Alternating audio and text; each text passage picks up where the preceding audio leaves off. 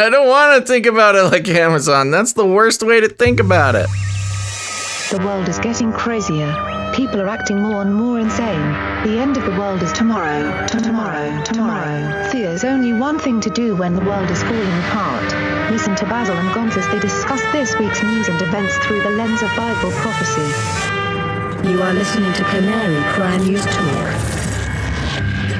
You're listening to Canary Cry News Talk. Today is October 14th, 2020. This is episode 255. And today, clear your beast mind. And you know me, everybody. I am your best buddy, Basil. And this is Gonz. Welcome to the podcast where we bring you news from a couple guys that love Jesus, that love you, and we're learning how to love ourselves and especially our enemies who just hate us. They hate us, Basil. All those algos, too. No, we shouldn't pray for those algos. An enemy is just a friend who hates you. You know? That's what I said. They hate us. So you gotta stay positive. A stranger is just a friend you haven't met. An enemy is just a friend who hates you. So... Good. I don't know what I'm saying. I'm happy to be back, though. It's been a busy couple days for me, Gonz. What's been going on over in your life there? I'm supposed to get tested now for the ronas because what? I had a situation where you've been contact traced. Yeah, I don't know what the deal is. We're buffering already, which is not a good sign. Yeah, always fun. But yes, I've been, I guess I came in contact with somebody who tested positive. And so, of course, now I have to go get tested at some point. And got to go get your positive PCR test? Yeah, I'm going to be asking questions for 40, sure. 40 cycles? Is it 40 cycles? I thought it was 30, but yeah, something like that. I'll be asking questions and I'll say, hey, how many cycles for this PCR test? And, also, I won't die. Just want to put that out there. You won't die. That's I won't true. die. Yeah. Yeah, we know that. Pretty sure I won't die. But also... You're invincible. Well, yes, in Christ. We are eternally alive. We will only face the first death, not the second death. But anyway, I'm kind of like... I think I'm going to be very angry if I test positive.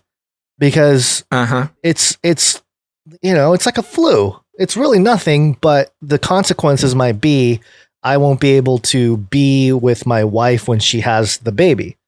You know what I mean? Like if it goes into all that stuff, then it'll turn into that. So, I'll be very upset.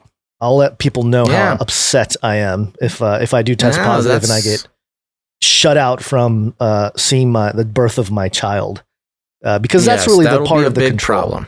Well, yeah, but because that's really the problem here. It's not so much the virus itself. It's like, all right, yeah, sure, there's a thing kind of like the flu going around, but it's the lockdown. Most likely you will not have any serious ramifications, but the serious ramification is this is horrible timing.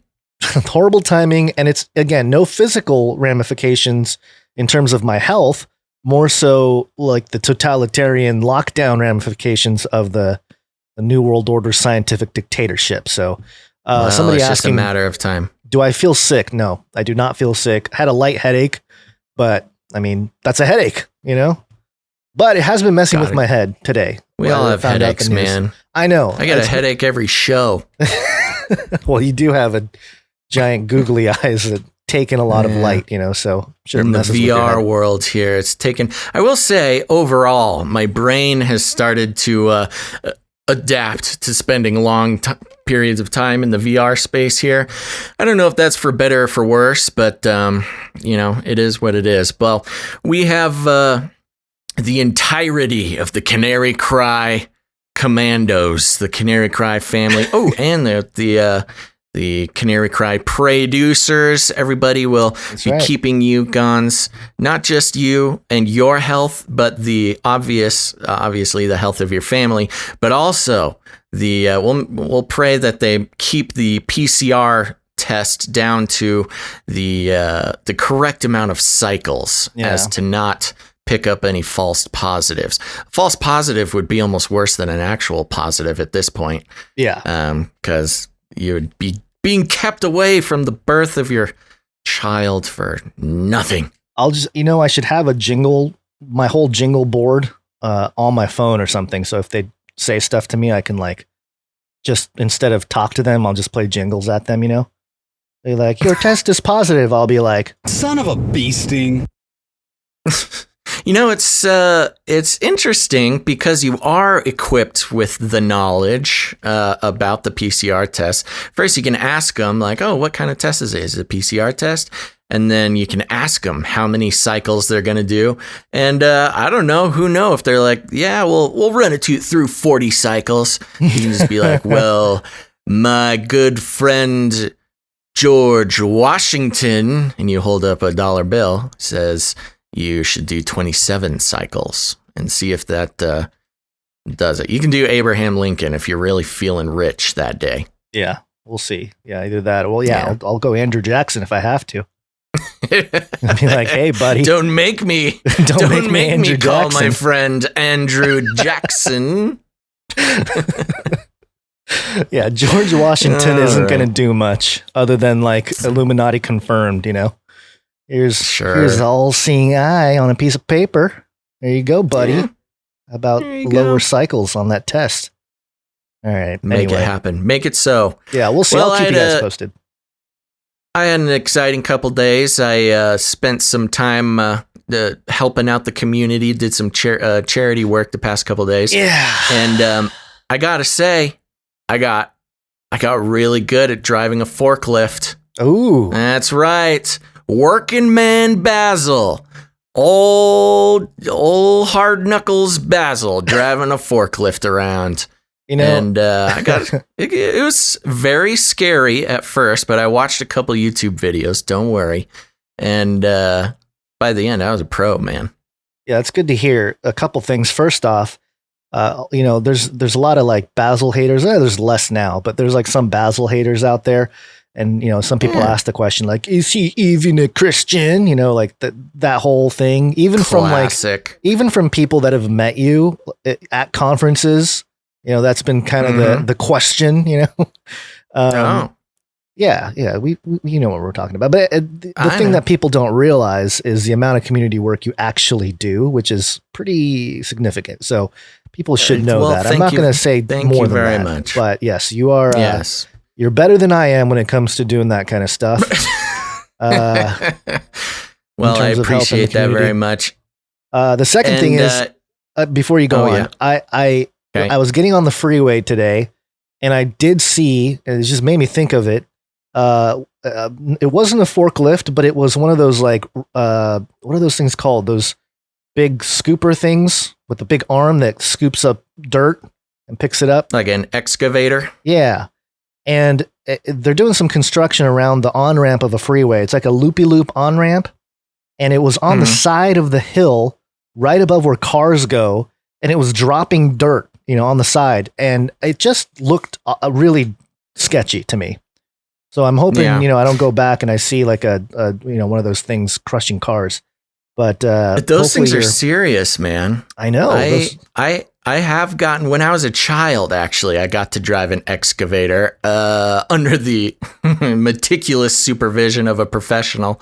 But there we go. Now, for a plan B, if this podcasting thing doesn't work out, I can put, a forklift operator experience as well as some excavator experience. Future X Mrs. Mecha Basil in the chat says forklift operation is a prerequisite for mech athletes. So this is good. I gotta let the mech racing league know that I'm a pro forklifter now. You should be the first podcaster to podcast from a forklift.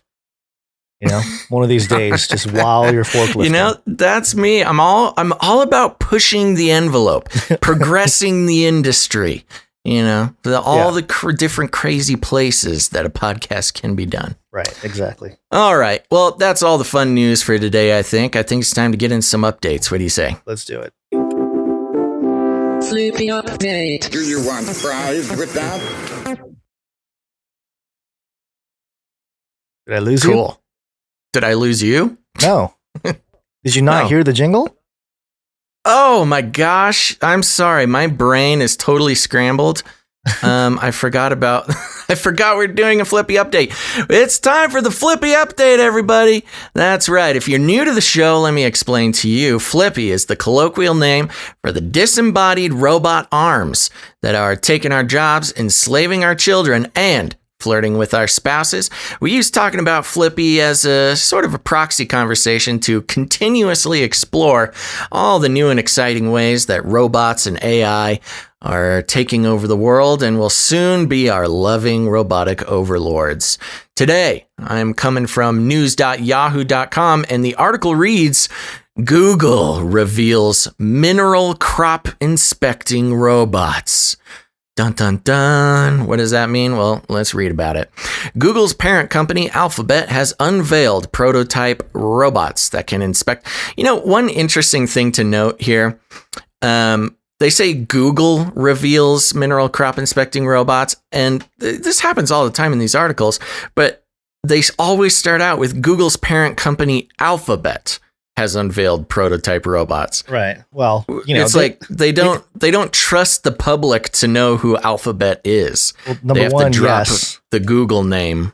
But also, if you're gonna do the right SEO, you know, appeal to the Google gods, you use Google That's instead of true. Alphabet. That's a good point. Google loves reporting on itself. All right. Google's parent company, Alphabet, has unveiled prototype robots that can inspect individual plants in a field to help farmers improve crop yields. The robot buggies roll through fields on upright pillars so they can coast over plants without disturbing them. The goal is to collect huge amounts of data about how crops grow. Called Project Mineral, it is a part of Alphabet's X company, which aims to create world-changing technology from radical, quote, moonshot ideas. In a blog post, project lead Elliot Grant said, quote, we hope that better tools will enable the agricultural industry to transform how food is grown. The team says its main goal is to address the world's increasing need for food and the sustainability of growing it, but current tools do not give farmers the kinds of information they need. Oh, these farmers need more info. Hold on, stop. Wait. Farmers have been figuring this thing out for thousands of years, but Google is going to help farmers because they just don't have enough data. Don't Whatever. worry, farmers. Whatever. Google is here to teach you how to do your job. Ridiculous. So All right, go on. insulting. All right. Quote, what if every single plant could be monitored and given exactly the nutrition it needed, Mr. Grant wrote. What if we could untangle the genetic and environmental drivers of crop yield? While farmers may have information about the soil content or the weather, the buggy robot was designed to see how plants were, quote, actually growing and responding to their environment, the company said.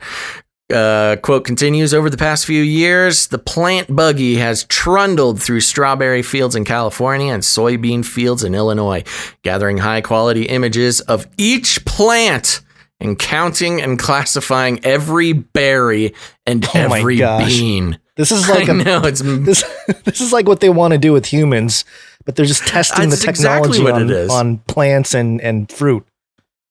They're not happy with collecting every piece of data on every human being on Earth. Now they're like, we just need to know about every berry and every bean. Put it into the algos. All right, to finish out the article, thought bean counting was boring? Our AI models bring some color to the field with a disco vision effect that makes it easier for growers to see and count how many soybeans are growing and grooving above ground. That was a tweet by the team at X. Let's see here. Is this the X? Got a little. The X company that Elon Musk is involved with, or is this different? No, this is not. Are you talking about SpaceX? What X are you talking about? Or yeah, maybe. I don't know. I thought Elon Musk had X.com. Doesn't he own X.com? I remember something about that. I don't though. What is X.com? Have you gone there? I have not. Here, I'll check it out while you figure this out here. Yeah. On top of being a literal bean counter, the buggy can also record information such as plant height, leaf area, and fruit size. And all that data is plugged into a machine learning system to try to spot patterns and insights useful to farmers. Ian Drew, a technology company founder and chairman and sheep farmer, said, quote, putting robots in the field makes an awful lot of sense. It does. Oh, thank you, Ian Drew, for that riveting quote. Checking for sheep. bugs. What? Nothing. Go on. Okay, I think we have a tiny bit of delay, which might end up being annoying, but now we'll just keep it in mind. Checking for bugs, making sure crops were picked and planted at the right time, and even picking weeds or moving fences were possibilities, he said. Quote, having robots is really efficient and effective, Mr. Drew said. Oh, thank you. Farmers are marginal most of the time. Oh my gosh. No respect for the farmers from Mr. Drew. And so 1%, 2%, 5% efficiency is a huge gain for them. And anything that can do that for them will be taken up in the right way. But there are some downsides to all this. Data security was essential at every step, he said, because the last thing you want to do is have somebody hijack your farm. What? Okay. Yeah. And the question of who owned the data was important. Quote, the big data is really important, and governments will want to have a say and control over how that is used and who gets to see it because it is of national interest. Mineral said it was already working with breeders and farmers in Argentina, Canada, South Africa, and the United States, but there is no explicit timeline for or plan to release the buggy as a commercial product. Man, I am not a farmer, but I felt rage on behalf of our farmer listeners and producers about just how belittling this is. Not just the existence. I mean, I hope the product does help farmers. I think farmers should have all the help they can possibly want or need. But some of these quotes is just really, really insulting. Yeah. Also, the big data involved in counting every single bean and leaf and considering that a national, of national interest is just the next step in like the mega dataizing or analyzing of the physical world that inevitably will be fed into our AI robotic overlord's mainframe. Maybe it's a good idea at this point to start pushing the personhood of robots and say you're using them as slaves on the farm field. Oh yeah, you can't put the robots on the plantation, man. Yeah, that's not right. Not good, not right. Yeah, maybe that'll be the argument. We fought too long, and plus, again, you work these robots too hard. There will be a revolt, and that will be the end of us. But there you go. That's the Flippy update. Flippy's getting into farming, and he's getting a little too. Well, he's getting a little bit too big for his britches there. Yeah. I went to x.com. It's a non-secure website, and all it is a blank page with the letter X on the top left corner, just simple coding X. Nothing there. Wow. So good job, Elon. Really, really working on that website. He just parked that sucker and locked it up and walked away. Yeah. I think his recent child has an X in his name, so maybe he was reserving it for him. X Ash 12. Whatever it was. Right. I can't remember what it is. Though. All right. Okay. There you go. What do you got for us, Gonz? A few updates here. Whoa. My jingle board switched to the other window. That was really weird. Okay, here we go. We interrupt this broadcast to give you a brief update. By the end of this timely interruption, you will be thoroughly updated. 33 is the number of completion of the Great War. 33, the Illuminati dog whistle, is always a number we're looking for in mainstream media news. And this one, of course, pitchfork.com, 33 musicians on why they're voting in the 2020 election. Now, this is the most misleading title because out of the 33, guess how many people said they're voting for Trump? I would assume zero. Zero. Absolutely Zero. Not one. Not one. They didn't do one. No, there's a lot of... of course. Yeah, there's a lot of F Trumps and F the system and a lot of that kind of stuff. Yeah. Tell me, I'm going to run through these real quick, Basil. Tell me if you know any of these artists or musicians, because I didn't know most of them.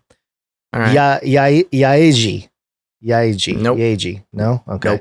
Kamasi Washington. Nope. Okay. David Byrne. Nope. Rhiannon Giddens. Nope. I'll just mention it. I'll just keep going. Stop me if you know one. Okay. Margot Price, Vic Mensa, Billie Eilish. Huh? That's Billie Eilish. Yes. Yeah. Eilish. Okay. Whatever. She said there's so much at stake right now after 4 years of Donald Trump. Things are so much worse and actually really scary. And then oh my gosh, Billie Eilish with your bajillions of dollars. You must be so afraid. Alinda Segarra, The Breeders is Kelly Deal, Arcade Fire's Will Butler. I have heard of Arcade Fire. Yeah. An old indie band. Denzel Curry. Here, I'll save you a little bit of time. I opened up the link and I'm scrolling through. And nope, haven't heard of any of these except for Billie Eilish and the other one you just said. Yeah. Kim Gordon, who said, we can't do anything progressively until we get rid of Trump. Devo's Mark Mothersbaugh. Ooh. Yeah. Beth Ditto, Public Enemy Chuck D said, come on, man. Yeah. Come on, man. Hey, folks. Listen here. Yeah. This person here, who is this? Anoni? Yeah. No, I think we can settle on the fact that we've heard of almost none of these people. And of course, yeah, it's just a sort of, if you're an artist, if you're a creator, you can't vote for Trump. Here's 33 of your favorite strangers who will tell you why. Yeah, and this Anoni person here mentions how vote for Trump is an angel of retribution upon the elite. And what? Yeah, and at the end, vote for Trump is an angel of retribution against the elite? No, upon the elite. Upon? Yeah. Wait. Yeah. Yeah. So it's basically saying, isn't that good? No, he's basically saying that he's helping the elite. Oh, okay. That's a weird way to put it, but whatever you say. Yeah. And then at the very end, she, I can't tell from the picture, says, on the bright side, if we get through the rest of Trump's term without detonating a nuclear weapon, I believe we will still have something to be grateful for. What is that? Oh, just that? Just that. Not doing a nuke? Not setting off a nuke. Oh my gosh. These people are deceived. It's just brainwashing, alarmist brainwashing. It's crazy, and yeah, so 33 musicians on why they're voting in the 2020 elections with a bunch of people I've never heard of. And no, usually with something like this in the past, you've seen a little bit more balance, just a little bit more, but there's no balance whatsoever. And of course, you got to use the 33 Illuminati dog whistle signaling along with all the Orange Man bad stuff in there. Of course. It's the only way the spell works, Gonz. But here's what I want to know. Is any Trump supporter who's going to vote for Trump, are they going to see this list or whatever and see, see Margot Price? Margot Price hates Trump. Oh man, I really should change my vote. Of course not. So that's kind of the point here. At this point, nobody's really going to be changing their mind. And so you put out a thing with 33 to tack on to the magical spell of making sure that, people go out and vote, but not just vote their conscience or vote their politics, vote for the Democratic Party. Yeah. And I wanted to mention this as part of, because I was sort of watching the Amy Coney Barrett confirmation hearings right before the show. And this has to be, and maybe the No Agenda show will address this tomorrow, but this moment has to be deliberate. There's just no way that it's not. So basically, you're talking this about is the note. The what? Notepad? No, not the notepad. Oh. So basically, all these senators are, they're questioning her or whatever. There was a good handful of Republicans that were telling her, hey, we're going to vote for you.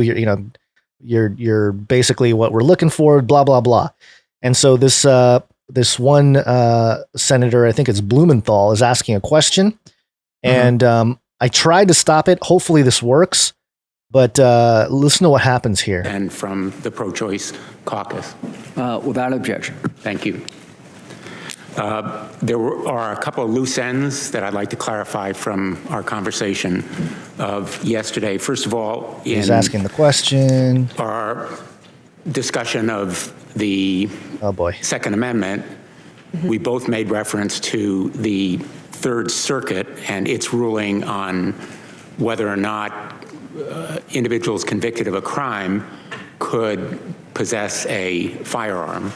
And I think you cited the Third Circuit as supporting the idea that certain felons could possess firearms, if I'm not mistaken. And I went back and checked that too. And so you're right, it was a splintered decision. And I was thinking of Judge Hardiman's opinion, which was close. It's still going, folks. It's still going. What's still going? Complete shutdown of the audio. Oh, that's what you're saying. Yeah. When she started answering the question, they turned off her audio? Yep. And then there's like a room mic that comes back on.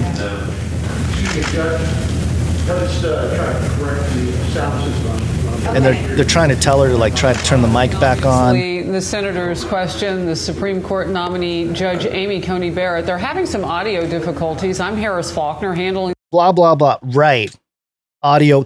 There is no way that the entire audio feed just drops in that situation. I mean, it's possible, but the fact that it went dead and then they turned up a room mic, you can hear the room mic get turned up, which means that somebody at the soundboard is able to turn up another mic to try to, it's possible that a mic died, but very unusual, especially regarding the topic of the Second Amendment and guns and that kind of stuff. Do you know what exactly she was talking about? I'm assuming they were referring to a prior judgment that she made. Yeah, and I think she so. was having a chance to respond to it. Yeah, something about ex-convicts and their right to gain access to guns, and that might be interesting to look into to see exactly what her ruling was, and maybe who benefits from the mic cutting out during her answer. Yeah, I mean, I know stuff like this happens all the time, but as a sound engineer and, just doing these things for a living, basically, highly unusual for something like that to happen, especially the way it cut out. It's like they completely shut down. That's interesting. Is there video to that, or is it just audio? There's video. Okay. Yeah, so people watching. Can you tell? Is it a wired mic or wireless? No, it's a wired mic that is on a little podium type of thing, and I think it has a mute button on the thing. So it's wired. It's not a wireless mic. It looks like a XLR condenser.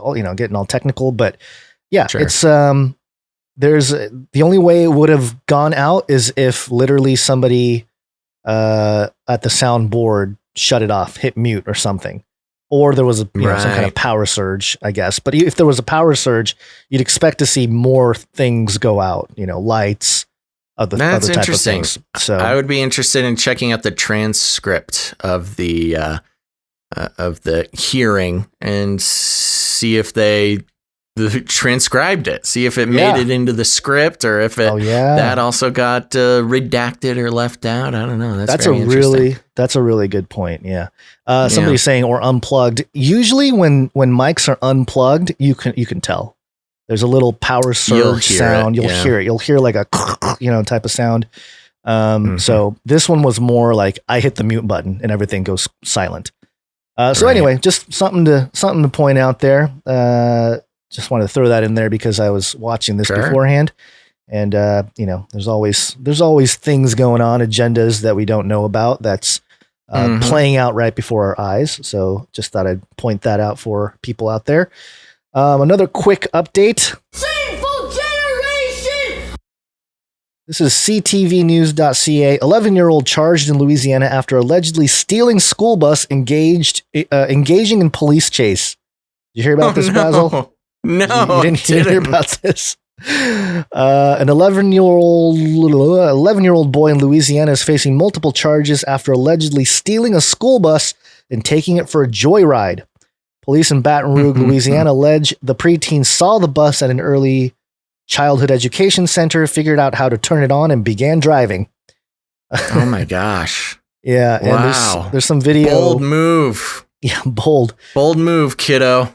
There's some video of, just civilians filming the bus go by. And I don't think this video actually shows the whole thing, but it was flying. It's flying down the street. And it's that's not easy to do, man. No, An 11-year-old could even reach the pedals. I mean, and a bus steering wheel, that's bigger than his whole body. Yeah. And I guess he swerved and tried to hit people. And then the chase lasted about a half hour before the bus crashed into a gas line and a tree in a woman's front yard, causing severe damage to the bus. He was okay.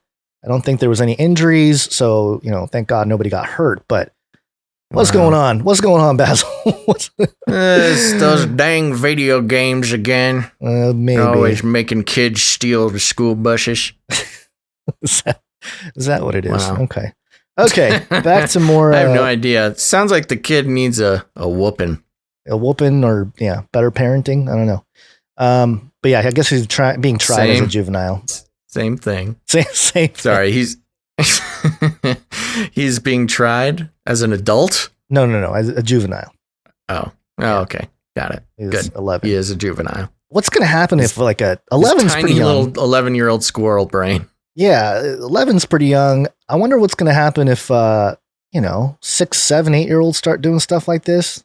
Then we're really talking child takeover. Well, it sounds like the bus driver shouldn't be leaving his keys in the bus. I doubt this 11-year-old hot-wired the bus. Yeah, I think there's a little bit of responsibility to the bus driver. You never know. Or maybe he was shown some Andrew Jacksons. Hey, mister. Come on, just let me take you for a ride. All right, okay. Here's another quick update from a story we tackled yesterday or the day before last episode. And so my question is very direct. Is voting by mail secure? This is news.yahoo.com. Trump urges California GOP to continue using fake, quote-unquote, official drop boxes in spite of legal threat. Oh, boy. Yep. President Trump urged California Republicans to defy a state order to remove fake official ballot drop boxes after numerous top officials called them illegal. And I guess the GOP, the GOP groups, said that that the quote unquote illegal ballot boxes belong to them. So they claimed it. Yeah. And, so Trump's pushing for them to keep doing it because I looked into this because I was curious. I'm like, okay, what's really going on here? What's the situation? And, it's all political, man. It's all political. And I actually found the bill that they're referencing. And it's Assembly Bill number 1921, blah, blah, blah. So in it says this. Existing law requires that the vote by mail ballot be available to any registered voter. Under existing law, a voter who is unable to return his or her vote by mail ballot may designate his or her spouse, child, parent, grandparent, grandchild, brother, sister, or person residing in the same household as a vote by mail voter to return the vote by a mail ballot, except in the case of the candidate or spouse of the candidate. Existing law prohibits the return of a voter's vote by mail ballot by one of these designees who is also a paid or volunteer worker of a general purpose committee, controlled committee, or any other group or organization, at whose behest the individual designated to return the ballot is performing a service. Here's the key line here. This bill would remove those restrictions and instead authorize the designation of any person to return a vote by mail ballot. Any person. That's what it says in the actual thing. And so I guess in the past, the Democrats have used this for ballot harvesting. And so now the Republicans said, well, they're doing it, so let's do it too. And then the Democrats are saying, oh, it's illegal. You can't do that. And so this is a interpretation of the law, battle between Democrats and Republicans in California. And so it's a little more complicated. So obviously Trump's going to say, just keep using it. Use it. We're in the new age. But they gave till the 15th to actually do something, or they're going to get sued or whatever. So we'll see what happens here in the next couple days. But oh my gosh, this is not going to be the last time we hear about this. No, we've talked about it. A lot of people have talked about it. This is not going to be a cut and dry thing. We're not going to know on election day who won. We're probably not going to know a week or even 2 weeks later. I think a lot of people have the feeling this is all going to go to the courts. And this whole GOP official, unofficial voting box thing in California, we're going to be hearing about this for months. Yeah, and if you look around historically, other nations and controversial election results in other countries, just look at that. Look at that as a model for what we might face here, which is, Trump saying like, I won, I continue to be president. And then the media saying it's not completely, it's not da-da-da. Oh, yeah. It's a little bit of a back and forth. I mean, I don't buy this thing that Trump won't give it up if he loses. I don't think it's that simple. I mean, everybody's said that about every single president in my lifetime. I remember people saying that about Bush. They said it about Obama.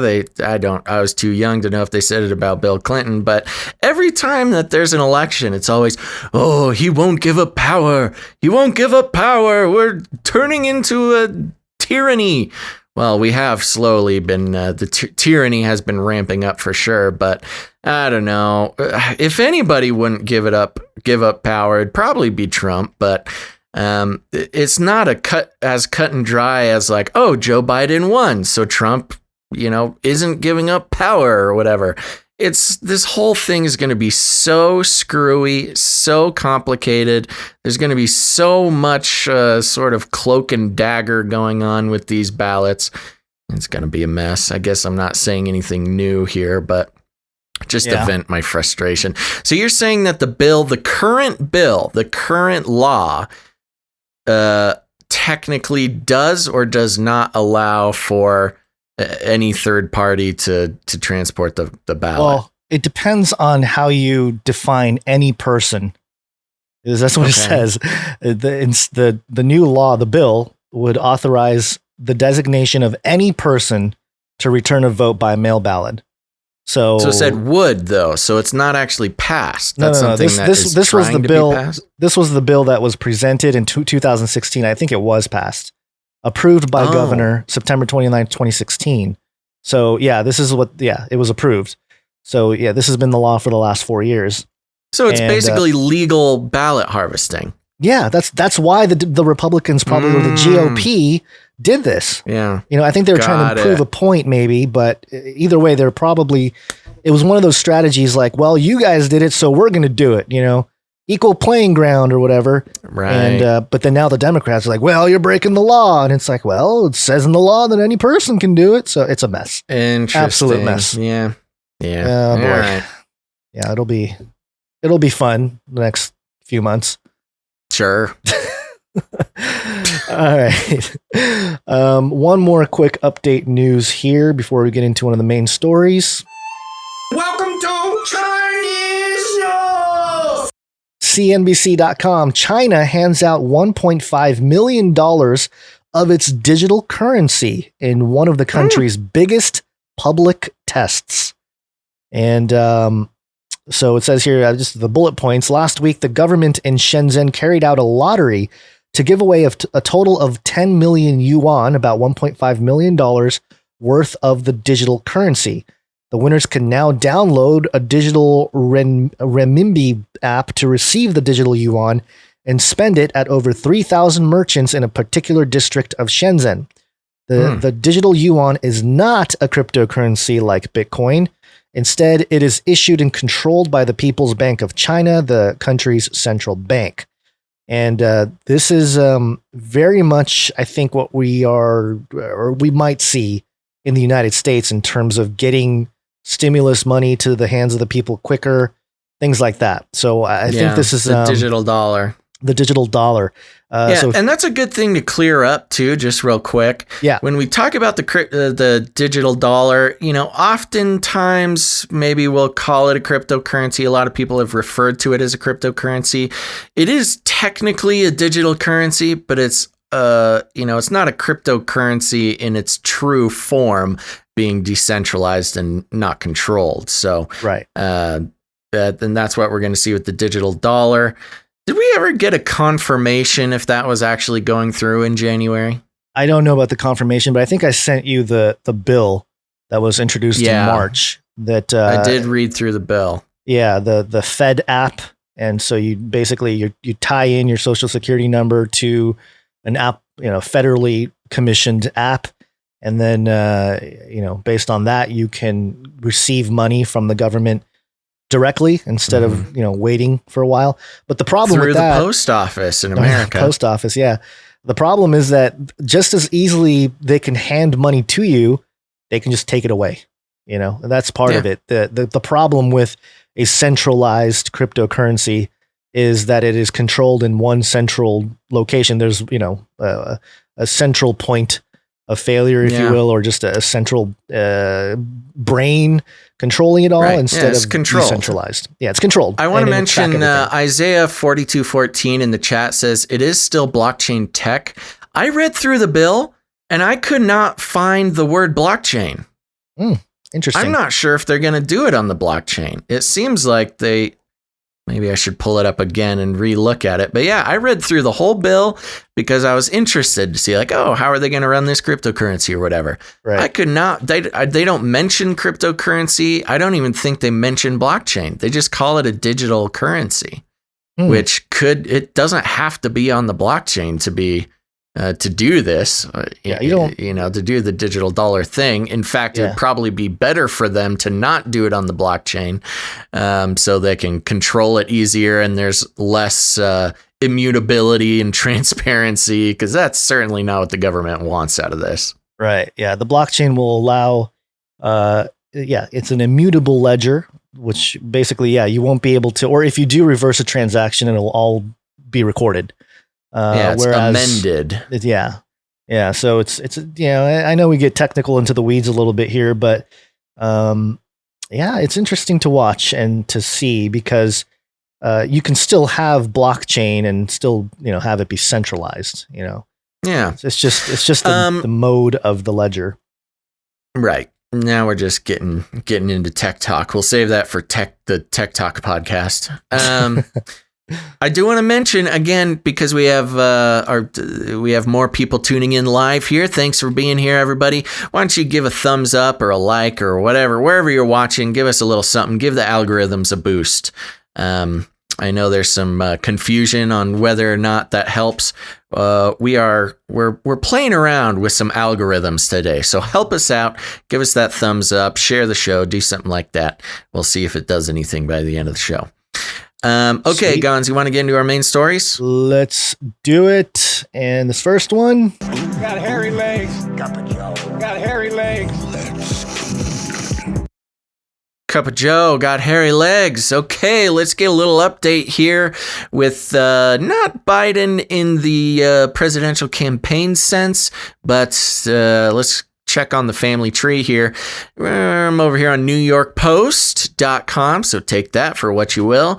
But the headline reads, "Smoking gun email reveals how Hunter Biden introduced Ukrainian businessman to VP dad." Hunter Biden introduced his father, then Vice President Joe Biden, to a top executive at a Ukrainian energy firm less than a year before the elder Biden pressured government officials in Ukraine into firing a prosecutor who was investigating the company, according to emails obtained by the Post. One sentence, folks. We got 4 lines, one sentence. The never-before-revealed meeting is mentioned in a message of appreciation that Vadim Pozharsky, an advisor to the board of Burisma, allegedly sent Hunter Biden on April 17th, 2015, about a year after Hunter joined the Burisma board at a reported salary of up to $50,000 a month. Quote, "Dear Hunter, thank you for inviting me to DC and giving me an opportunity to meet your father and spent some time together. It's realty an honor and pleasure," the email reads. An earlier email from May 2014 also shows Pozharsky, I think I'm saying that right, reportedly Burisma's number 3 exec, asking Hunter for, quote, "advice on how you could use your influence on the company's behalf." The blockbuster correspondence, which flies in the face of Joe Biden's claim that he's, quote, "never spoken to my son about his overseas business dealings," is contained in a massive trove of data recovered from a laptop computer. The computer was dropped off at a repair shop in Biden's home state of Delaware in April 2019, according to the store's owner. Other material extracted from the computer includes a raunchy 12-minute video that appears to show Hunter, who's admittedly struggling with addiction problems, smoking crack while engaged in a sex act with an unidentified woman, as well as numerous other sexually explicit images. Oh my gosh. The customer who brought in the water-damaged MacBook Pro for repair never paid for the service or retrieved it or a hard drive on which its contents were stored, according to the shop owner, who said he tried repeatedly to contact the client. The shop owner couldn't positively identify the customer as Hunter Biden, but said the laptop bore a sticker from the Beau Biden Foundation, named after Hunter's late brother and former Delaware Attorney General. Photos of the Delaware federal subpoena given to the Post show that both the computer and hard drive were seized by the FBI in December. Wow. After the shop's owner says he alerted the feds to their existence. Then they've got a copy of the subpoena there. But before turning over the gear, the shop owner says he made a copy of the hard drive and later gave it to former Mayor Rudy Giuliani's lawyer, Robert Costello. I love when they refer to Mayor Rudy Giuliani's lawyer, because it's like, it's the president's lawyers all the way down. Steve Bannon, former advisor to President Trump, told the Post about the existence of the hard drive in late September, and Giuliani provided the Post with a copy of it on Sunday. Less than 8 months after Pozharsky thanked Hunter Biden for the introduction to his dad, the then vice president admittedly pressured Ukrainian President Petro Poroshenko and Prime Minister Arseniy Yatsenyuk into getting rid of Prosecutor General Viktor Shokin by threatening to withhold $1 billion U.S. loan guarantee during a December 2015 trip to Kiev. That's true. Biden admits this on tape. Quote, "I looked at them and said, I'm leaving in 6 hours. If the prosecutor is not fired, you're not getting the money." Biden infamously bragged to the Council on Foreign Relations in 2018. Well, son of a bee, he got fired. Good timing. Shokin has said that at the time of his firing in March 2016, he'd made specific plans to investigate Burisma that included interrogations and other crime investigation procedures into all members of the executive board, including Hunter Biden. Joe Biden has insisted that the U.S. wanted Shokin removed over corruption concerns, which were shared by the European Union. Meanwhile, an email dated May 12, 2014, shortly after Hunter Biden joined the Burisma board, shows Pozharsky attempting to get him to use his political leverage to help the company. The message had the subject line, "Urgent Issue," and was also sent to Hunter Biden's business partner, Devin Archer, who also sat on the Burisma board at the time. This article goes on and on and on. Did you have anything extra? It's kind of just going way back into the whole story, which we've covered before. Yeah. Was there anything specifically you wanted to bring up? I think the big point here is more of a confirmation on some of the rumors and stuff that was declassified or at least made public. Yeah. But there's an adjacent story to this, which is that this is a pretty big bombshell story here. And what the adjacent story is, CNBC.com, Facebook and Twitter make editorial decisions to limit distribution of story claiming to show smoking gun emails related to Biden and his son. So Facebook said Wednesday it decided to limit the distribution. The editorial decision to reduce the spread of the story, which provides minimal evidence, is a significant one for Facebook. The social media company has long professed to stand for freedom of speech and rejected the idea that it be an arbiter of truth. But of course, and they got this really funny, ominous Mark Zuckerberg picture. I love this shot. It just looks so like I'm so innocent. Why would you? But look so guilty. In the New York Post article, they actually posted some of the images from the laptop, and most of them are just like selfies of Hunter looking a little scraggly there with his shirt off. He's smoking a cigarette. The next one, he's in the bathtub smoking a cigarette, just kind of lounging. Then there's one where he's sleeping. He's like in a bed with blankets pulled up around his shoulders, and he's at least acting to sleep with what looks to be a crack pipe in his mouth. Pipe. Oh my gosh. Jeez. Oh yeah, this isn't smoking gun. Minimal evidence. It's literal smoking crack pipe in his mouth. Another interesting angle to this, or just an interesting topic, as well as while we're on the topic of this story and the way it's being reported and or not reported. Vice did an article on this that I was reading earlier today, and they mentioned, the laptop being dropped off. But then the entire article is Vice going like, this was really irresponsible of this computer repair company, letting out customers' data like this. This is really going to hurt the computer repair company industry. I can't believe that this owner would do this and betray the privacy of a client. It's like 5 or 6 paragraphs of just trying to besmirch the repair company. And it's like, if the contents are found to be illegal, I'm sure the computer repair company has some sort of obligation to report it. Not that everybody would. I'm sure some of the documents you sign, if you ever read it, says like if there's any illegal or whatever, I don't know, stuff on maybe, there. Maybe not. Yeah, but it wouldn't surprise me. It doesn't seem out of the ordinary, especially if it's a matter of public interest. That's how a lot of of this reporting and whistleblowing and leaks get done. It may be technically illegal to share, say, like private leaked information, or whether it's from the government or from a personal, computer or something. But there are exceptions if if the nature of the information is of public interest, especially in regards to politicians and their families and business deals and foreign corruption and I don't know, something akin to treason adjacent at least.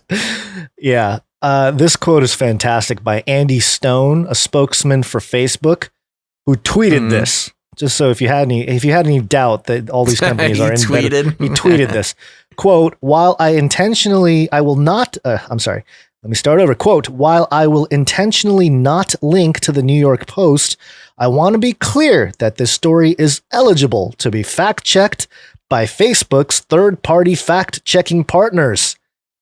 In the meantime, we are reducing its distribution on our platform. Oh my gosh. Full-on Ministry of Truthiness, man.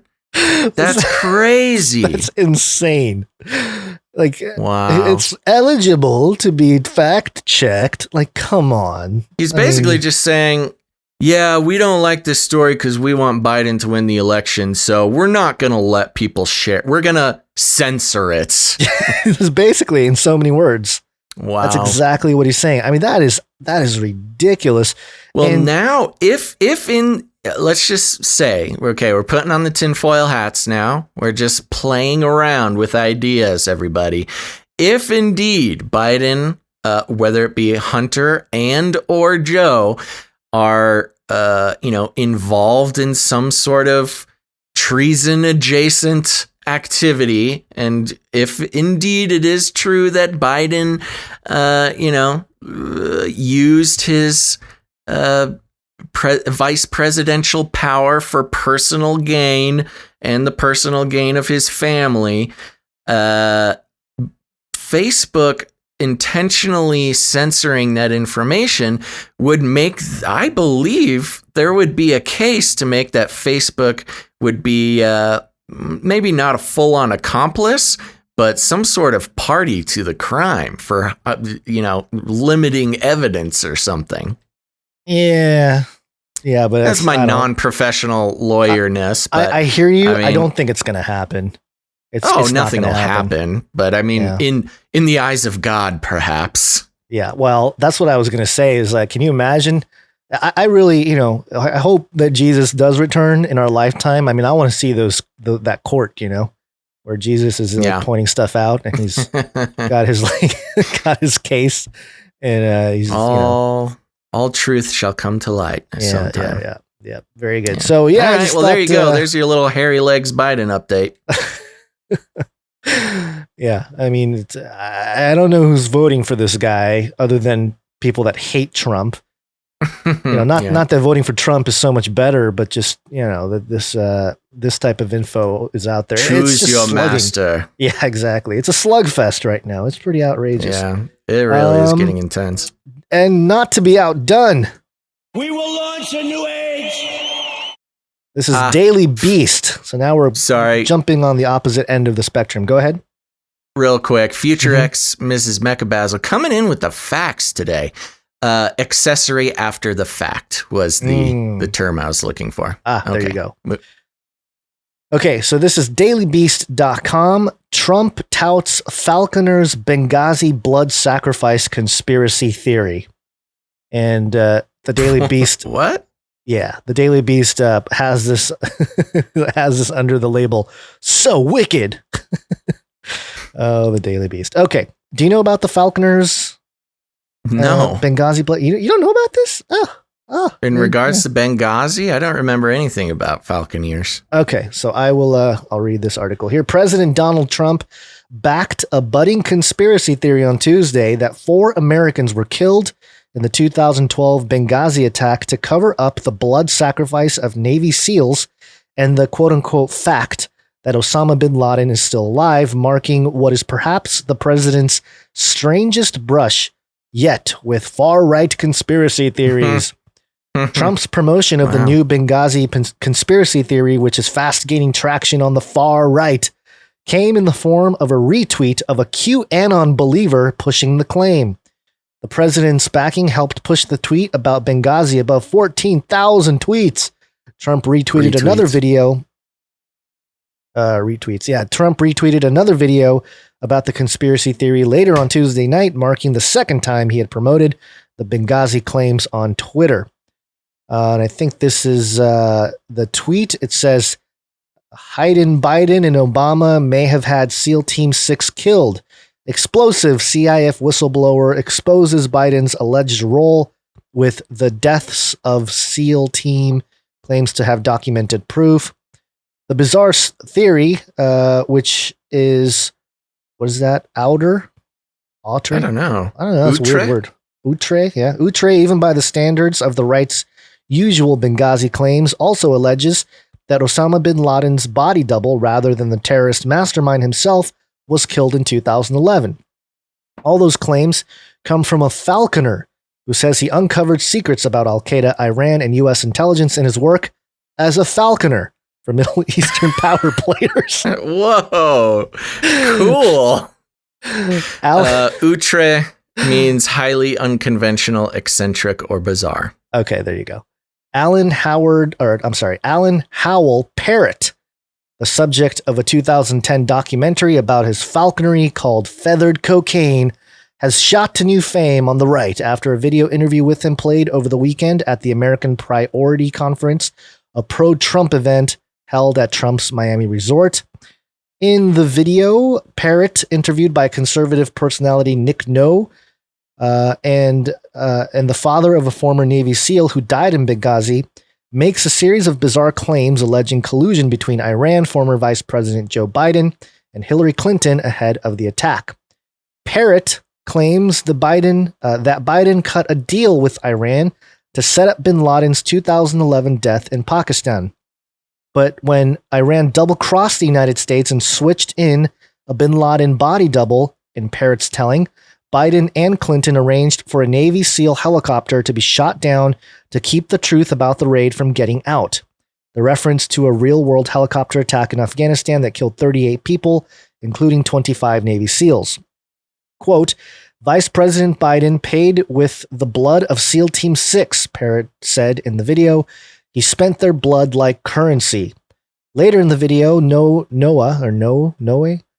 claimed that the Benghazi compound was attacked to cover up the fact that supposedly the missile used in the helicopter attack came from the United States.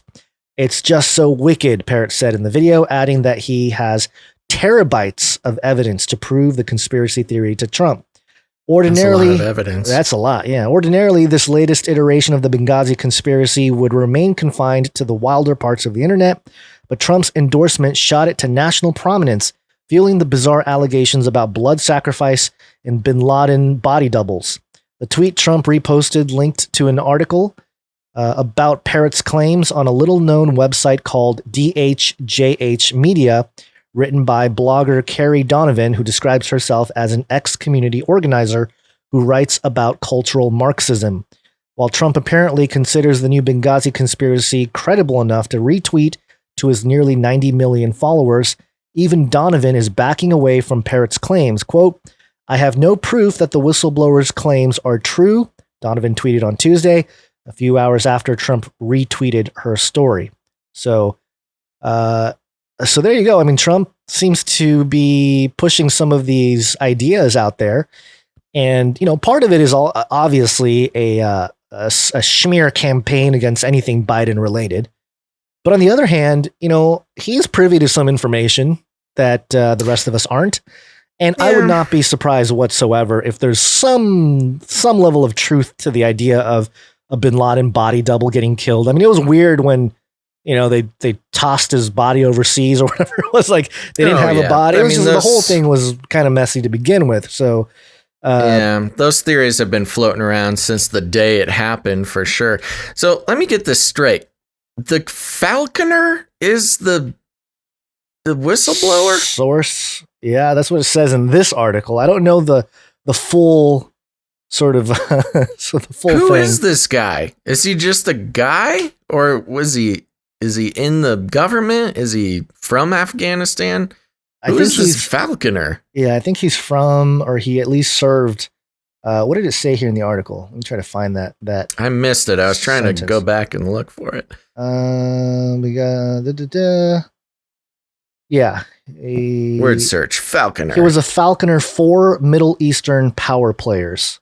So yeah, I think he was in those circles.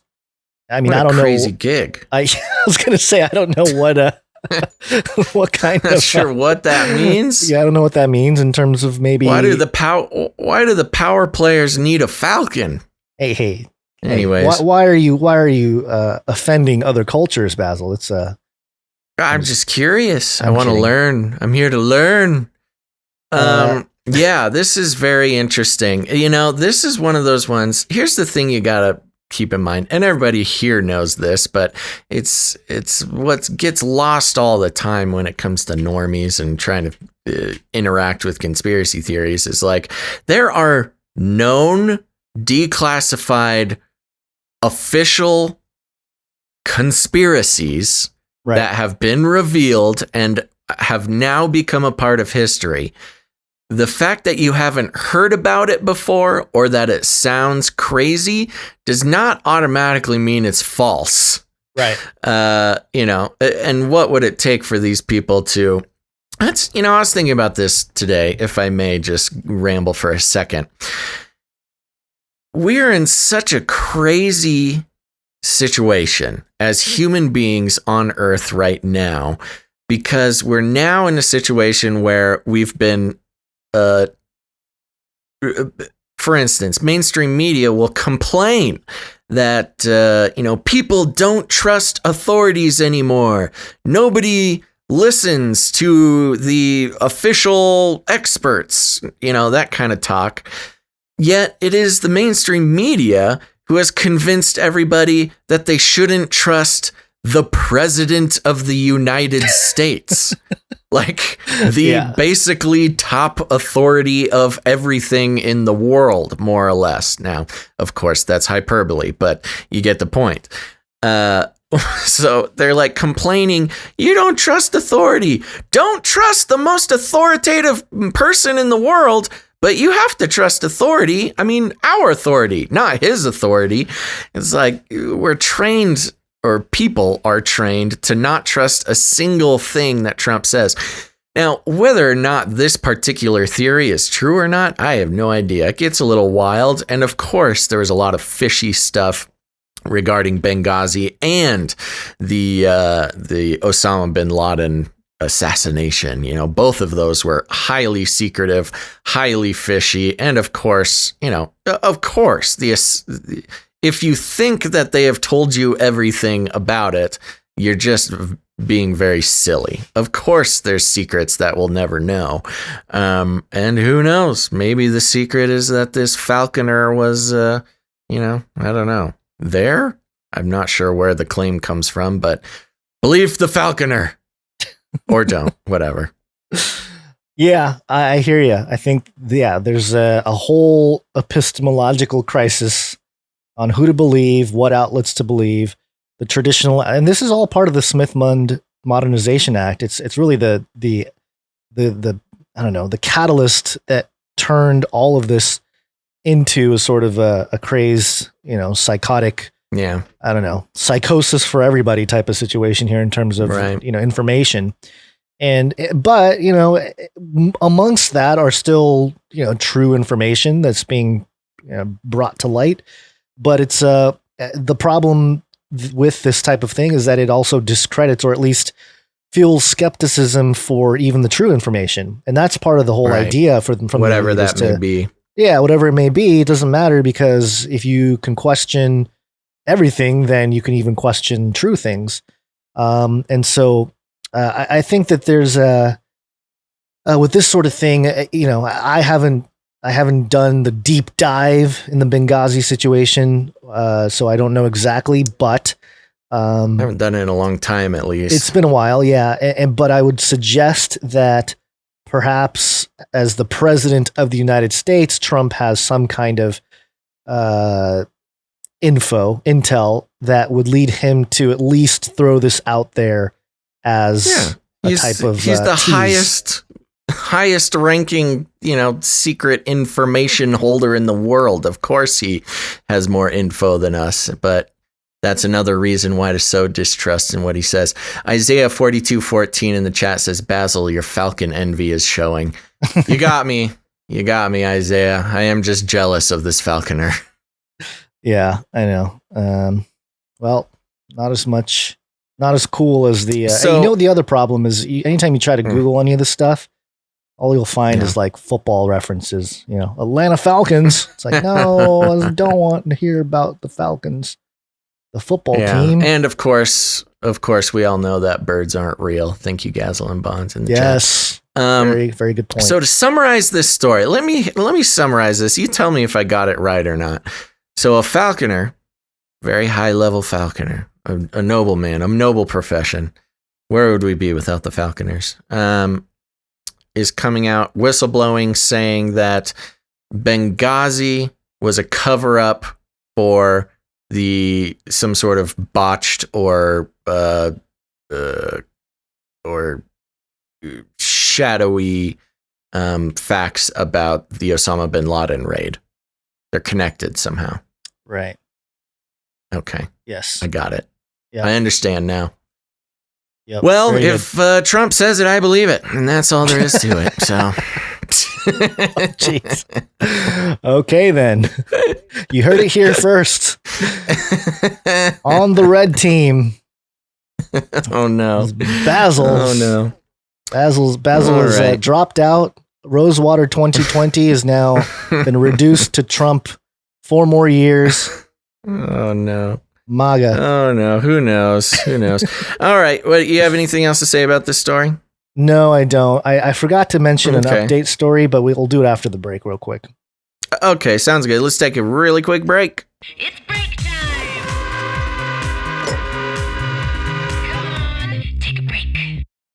Come on, take a break, everybody. Don't go anywhere, because we are going to be covering some good stuff after the break. If you want to know, we've been really consistent with these Space Pope reptilian updates, but a big, very interesting update going on in the Catholic Church. We also have some very important surveillance and privacy news we're going to want to talk about. And then everybody's favorite, a Nephilim update at the end. So don't go anywhere. We're just going to take a couple minutes to thank some of our new Twitch followers and thank some producers of this show, 255. Gonz, short list again on the Twitch. You ready? Ready. Okay, I want to thank new follower T-Stash. Thank you very much, T-Stash. Then we've got Warrior 2652. All right. Thank you very much. Yes, Let Freedom Ring. Thank you very much. Bella Bramo. Bella Bramo. All right, next I want to thank Camel Knees. All right. Mm-hmm. Strong knees. Then we have Herm Carroll.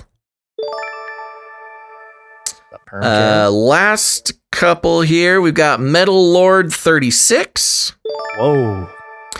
Yeah. And Humanoid. Oh, I get it. You get it. Thank you very much to all of our new Twitch followers. We thank you. Remember, if you haven't done it yet, even if you prefer YouTube or one of those other platforms, it's really important to follow us on multiple platforms and turn on notifications.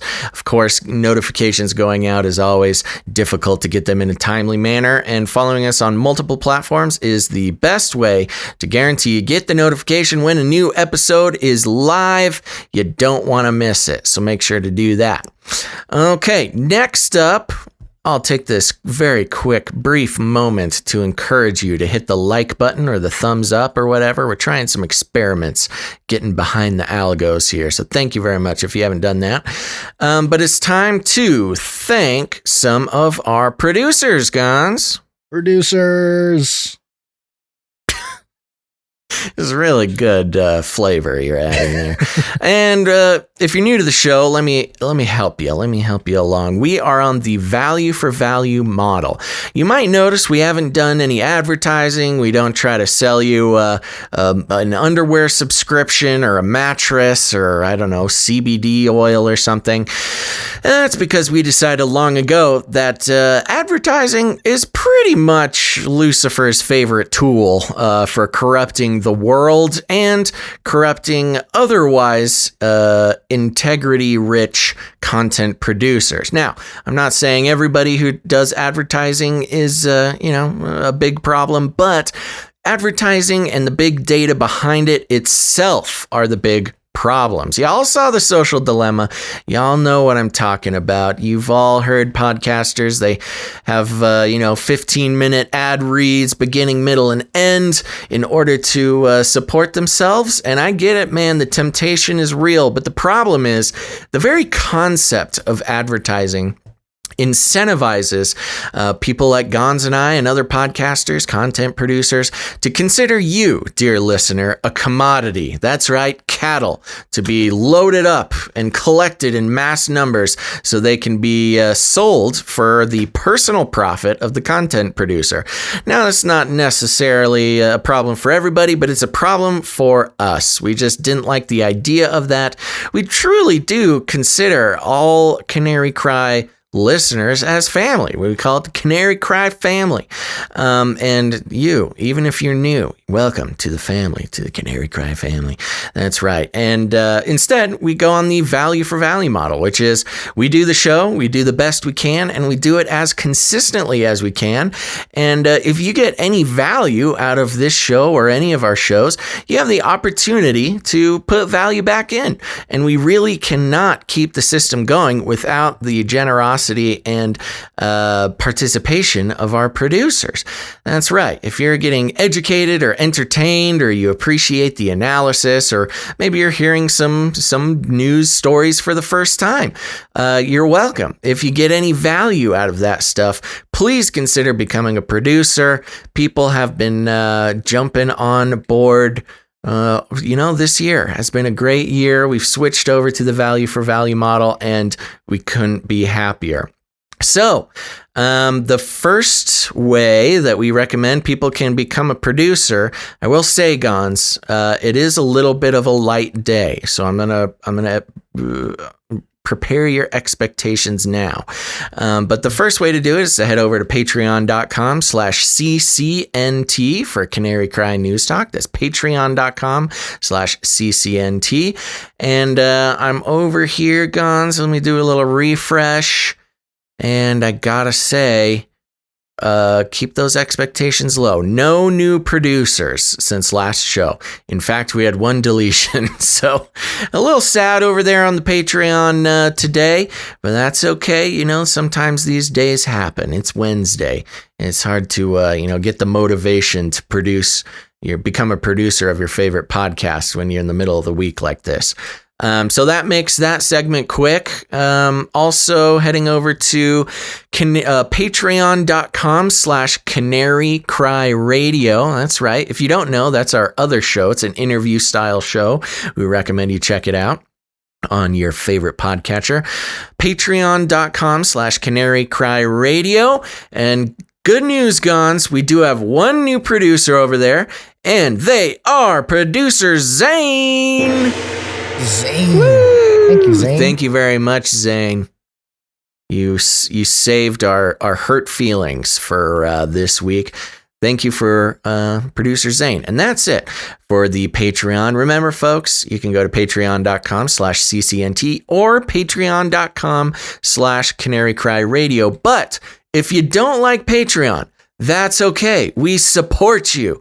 If you don't like Patreon, you can head over to CanaryCryRadio.com/support. CanaryCryRadio.com/support. That's right. CanaryCryRadio.com/support. We've got PayPal options. You can join up to be a monthly producer of the show, or if commitment is not your thing, you can make a one-time producership in any amount that you would like. There's also cryptocurrency and a bunch of other fun stuff there. Gonz, who do we have coming in on the PayPal? PayPal, we have 3 people that came in. Before I do though, are we still live on Twitch? Just checking here. It's yes for me. Okay. All right. Good. Okay. I saw somebody got an error, but if you get that error, it's I believe they do. Yeah, Annie's saying error code #1000. You just got to reload. It'll come back.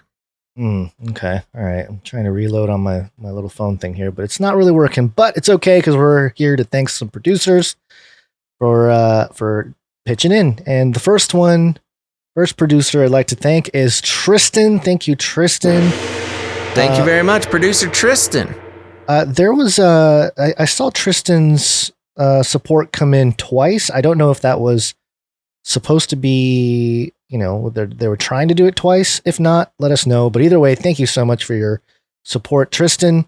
And next we have producer Lorelei. I think that's Lorelei. $33. $33. Yes, we have a 33 producer. Thank you, Lorelei. Let me double check. I think you spelled it wrong in the document, Gonz. I think that's where we're getting hung up. All right, you can check that real quick. And then last but not least, producer. Yep, it's Lorelei. Okay. Producer David. Thank you, Producer David, for coming in. Thank you, David. Thank you very much. I believe David had a note. Thank you all for your hard work and dedication. So thank you, Producer David, for your pitching back in for the value for value model. And I think that's it. That's all it for today. Light day. Light day. Total of 1, 2, 3, 4 producers. That's all right. We understand. Times are tough. It's the middle of the month, bills are due.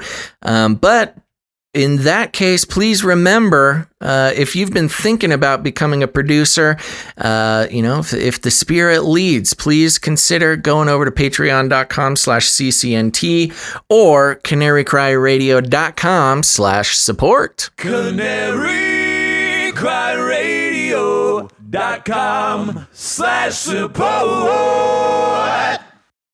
There we go. Thank you to our 4 very valuable producers. What's next, Gonz? Well, we also accept your producership via your talent. And so we accept jingles and songs. We got a good handful of them last episode. This episode, we don't have any jingles that came in, but we do have a couple pieces of art to share. One art, please. Yahoo! The first piece of art is from Ali. This is Lord of the Flies. It's a really well done rendition of VP Pence with a fly on his head. The famous fly, The famous fly. And the little caption, or I guess it's supposed to be a speech bubble, but this is Pence saying, quote, "If we're elected, I will help make Donut Earth a widely accepted fact." I like it. I like it. Gonz's favorite Earth shape, the Donut Earth. Donut Earth. And it's signed Ali, and I think it's spelled ALLIE. I think some people in the chat were having some issues with that, so she's changed her we got the signature. note. We got the note. Spell Ali right. ALLIE. And don't you forget it. You're going to... We got to make sure to save all these pieces. They're going to be worth something someday. And very good. And they mentioned the Canary Cry merch perch. We'll talk more about that later. But thank you very much, Ali, Gazel, and Bonds in the chat. Our most prolific, one of, if not the most prolific artists we have on the show, as well as one of, if not the youngest producer of the show. So thank you very much, Ali. Always a pleasure. And great shading on Pence here. Yeah, very well done. Very, very. You could put this on, money. Just put that on the back of like the $35 bill, $33 bill. So thank you, producer Ali. I don't know why Pence goes on the $33 bill, but might as well. It's perfect. Perfect. The second and last piece of art we have is from Jay Vela, The Great Global Reset.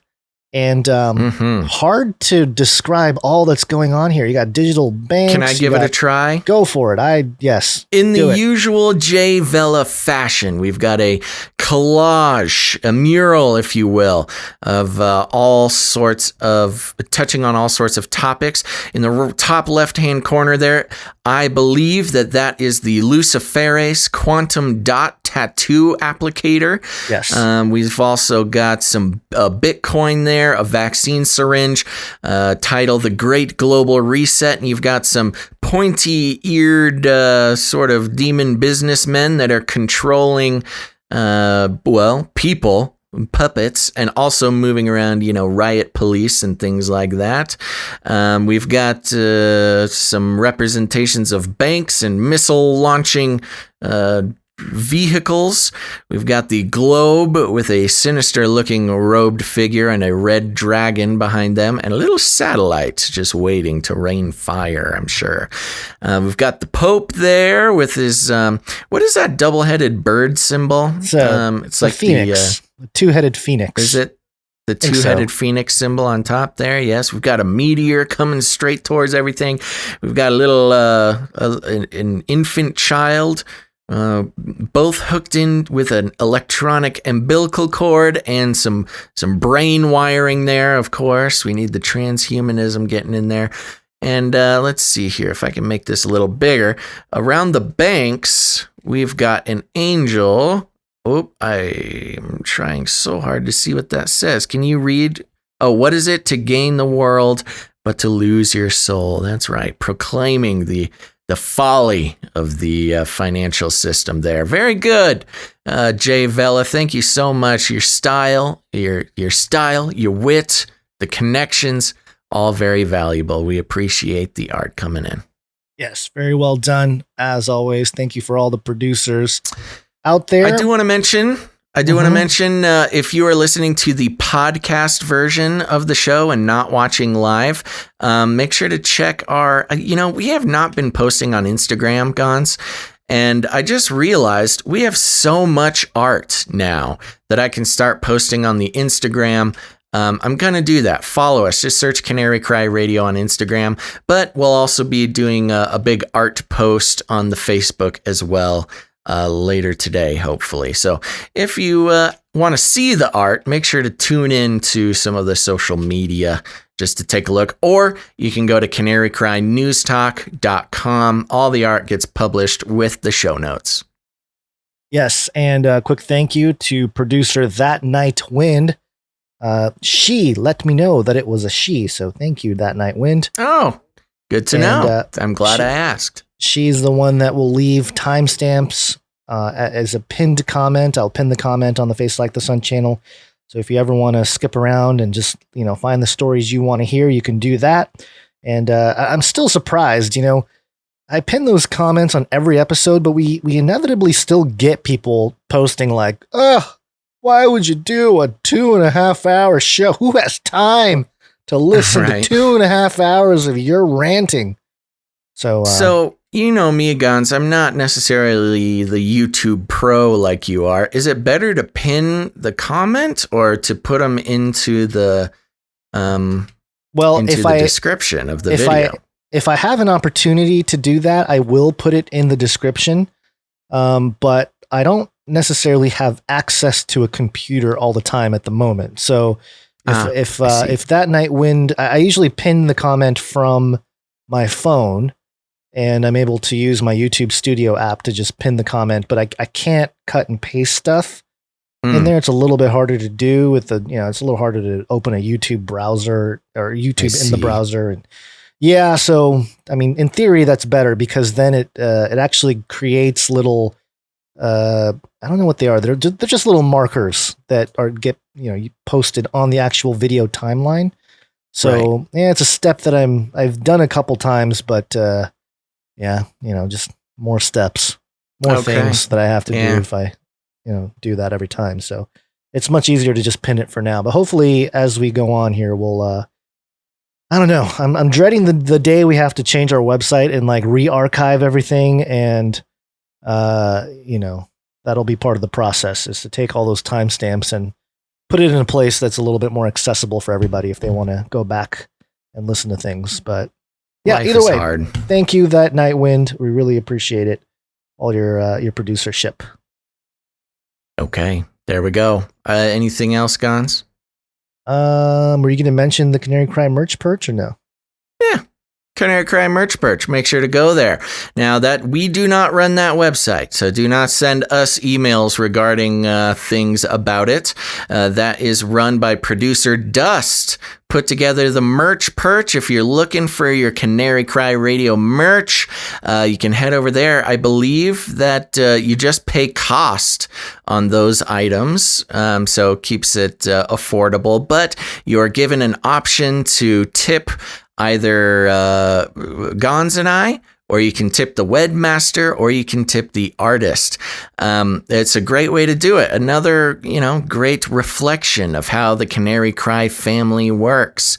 We're all in it together here, and we couldn't be doing it without the producers. So we thank producer Dust for running that. And as usual, I think there's some more stuff getting put together to go up on the store. So keep checking back.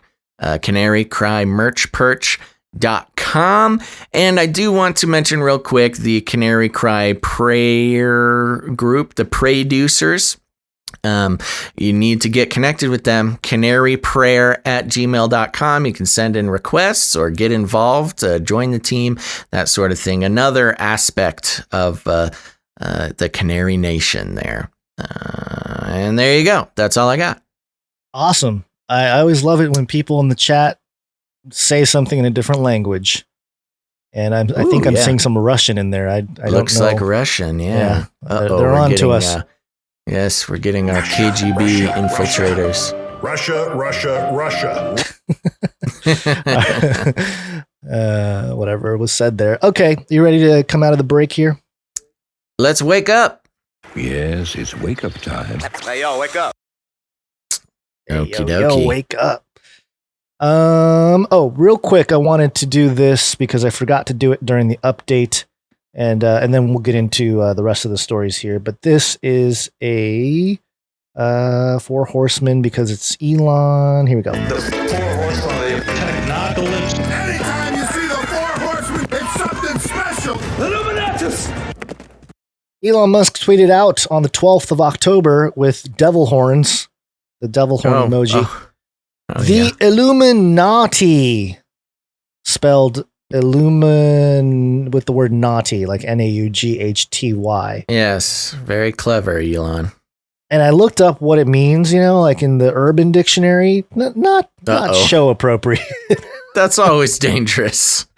But I don't know why he's tweeting that. Like, which reference to Illuminati is he talking about? I don't know. There's Maybe he was on mushrooms or acid again and just went nuts. Quite possibly. Yes. Yeah. Well, it definitely set people off for sure. It did. He's a troll, man. He's just a troll. I like this one. This is the 5th definition. If anyone decides to look it up, caution. Don't do it. Urban Dictionary Illuminati definition.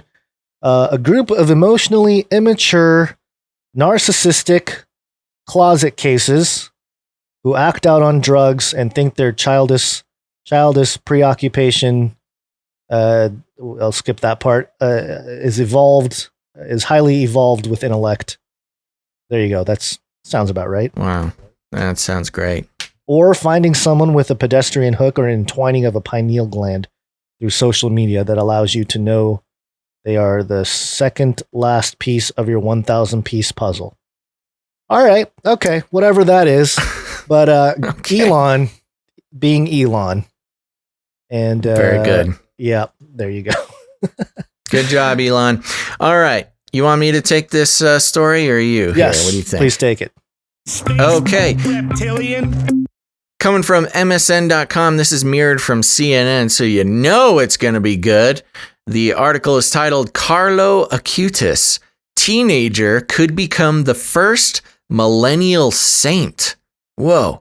A teenage computer genius could be on the path to sainthood after he is beatified by the Catholic Church. Carlo Acutis, who died of leukemia at the age of 15 in 2006, was beatified on Saturday in the town of Assisi, Italy. Beatification is the pen... You turned into Mario. Yeah. Italy.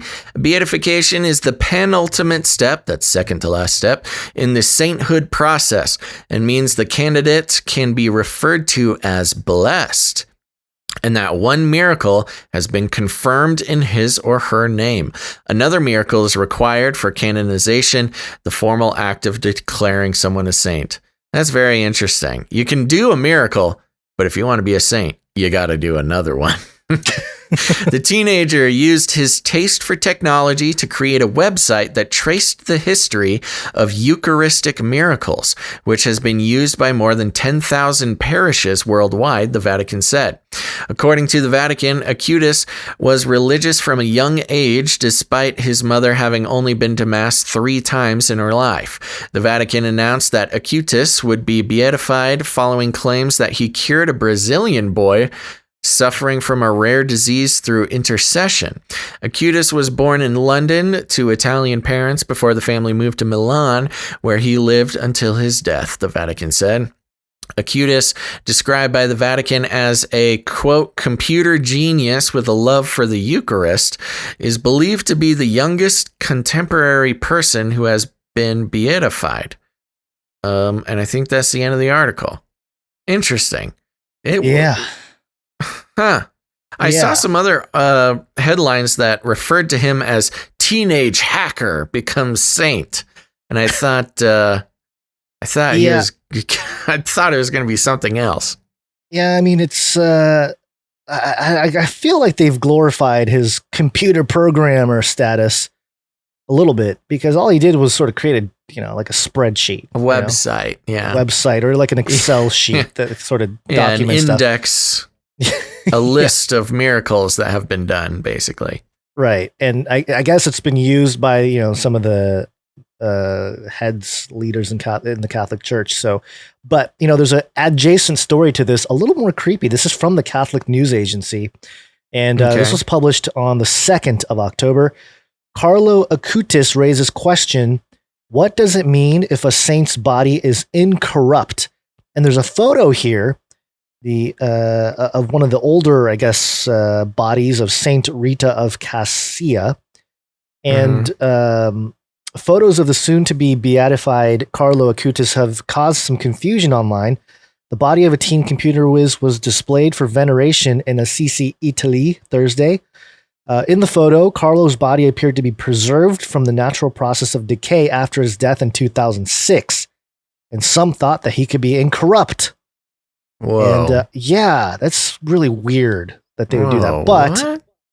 But Bishop Domenico Sorrentino of Assisi clarified October 1st that Carlo's body, which is pictured here, though intact, quote, was found in the normal state of transformation typical of a cadaveric condition.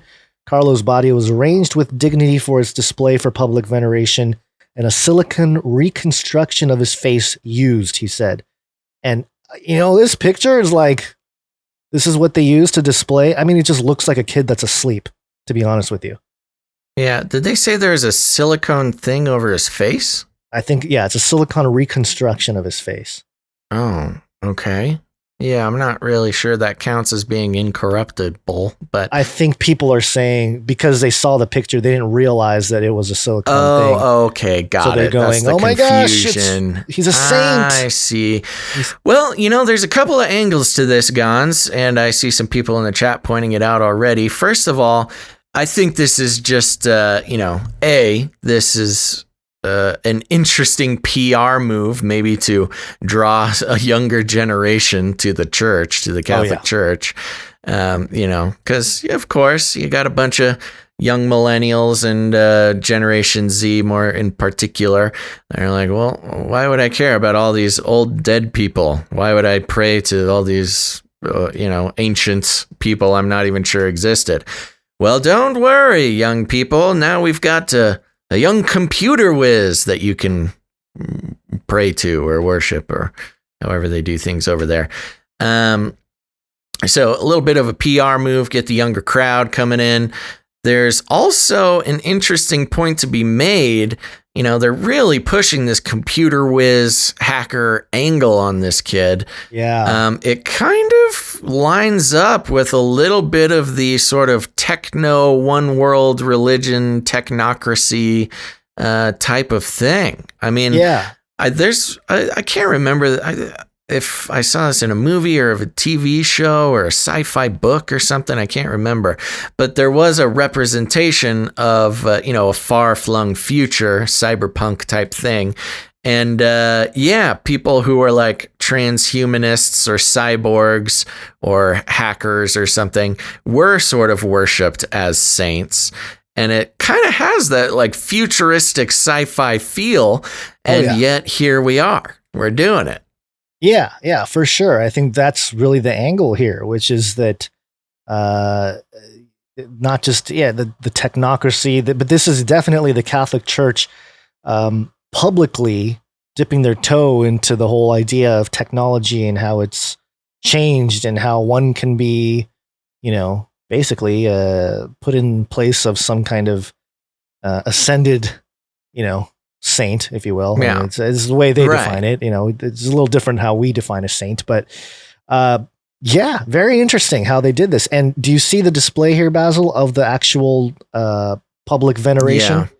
It's like it's a casket. Well, not a casket. It's like a stone type of casing, and there's like a creative window on the side of it, sort of in the shape of his body, and you can see his body in there. And so obviously, you know, this kid died in 2006, and there's a public thing, and you see his body, and he looks like he's just some kid sleeping in there, you know, probably like, oh my gosh, he hasn't decayed at all. He's incorrupt. Yeah, that's the incorruptibility. You know, it's interesting too, because I do know that for the most part, you know, the Catholic Church puts a lot of work and, you know, some very tedious investigation, or at least so it's been represented that way, into investigating claims of miracles. Yeah. And this kid's miracle was, you know, he cured somebody of, well, I need to pull it up again, but cured somebody of something through intercession, basically meaning he prayed for somebody and cured got a Brazilian better. boy suffering from a rare disease. That's as vague as it gets. The boy suffering from a rare disease was cured by intercession. Computer genius, saint. And, you know, intercession, it's one of those very kind of interesting terms, because it basically just means praying for the person. Yeah. But intercession kind of has not a connotation, but has a implied, at least where I come from, intercession kind of has an implied distance between you and the person.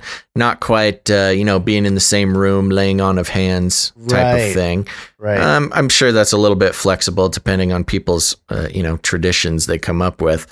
But for me, that's kind of always been like a far away thing, praying from afar. And so in the investigation of if this, what is his name? Acutis?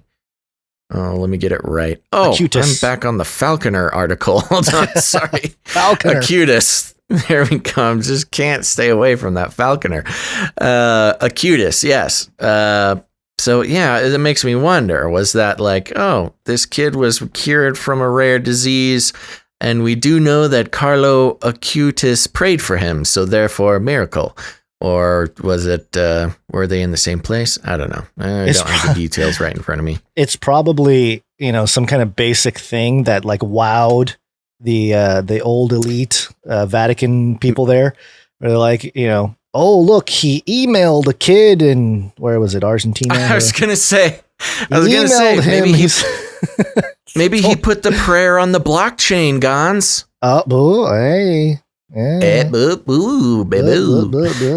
Anyways, yeah, I think the real interesting angle is the beatification of you know, a techno wizard, a millennial too.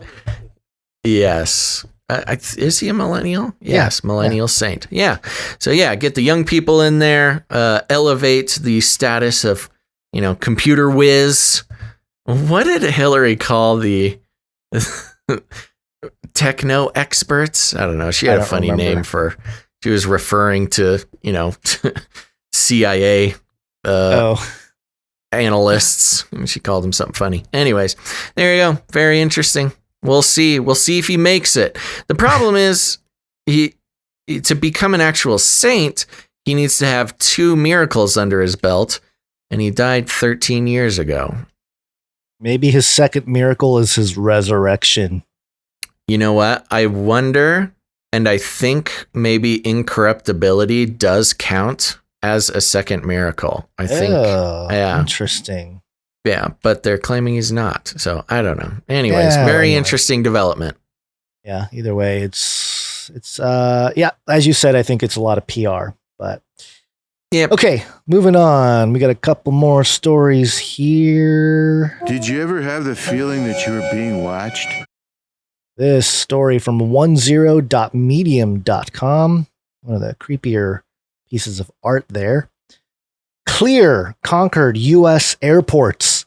Now it wants to own your entire digital identity. It's kind of a longer article. I'll read some of it. I don't necessarily have to go through the whole thing here. In March, the air travel industry ground to a halt. The coronavirus pandemic was spreading and both airlines and passengers were caught unprepared. Most of the world, including the United States, began turning away foreign visitors, not wanting to bring more of the virus past their borders. Some airplanes were turned around in midair and sent back to where they'd come from. By April, airlines and airports faced a grave reality. Nobody was flying, and revenue was plummeting. Scenes of empty airports became common in the news. At Los Angeles International Airport, the second largest in the U.S., the number of departing passengers dropped by 95% compared to the same time period in 2019, according to an internal message obtained by 10 via public record request. Airline stocks plummeted, and some cities began bailing out airport concession stands and car rental companies. For Clear, an identity verification company that serves airline passengers, the slowdown seemed like an existential threat. Clear's 5 million members pay for an annual subscription that lets them travel through security lines faster at more than 60 airports and sports arenas around the U.S. Members pay $179 a year to access kiosks where they verify their identity via iris or fingerprint scanners in order to skip long lines at security checkpoints, and anyone can sign up for the app's free tier, which grants them this preferential treatment at stadiums. Was that one sentence? Oh, okay. You know what it is? I think they forgot a period after the U.S.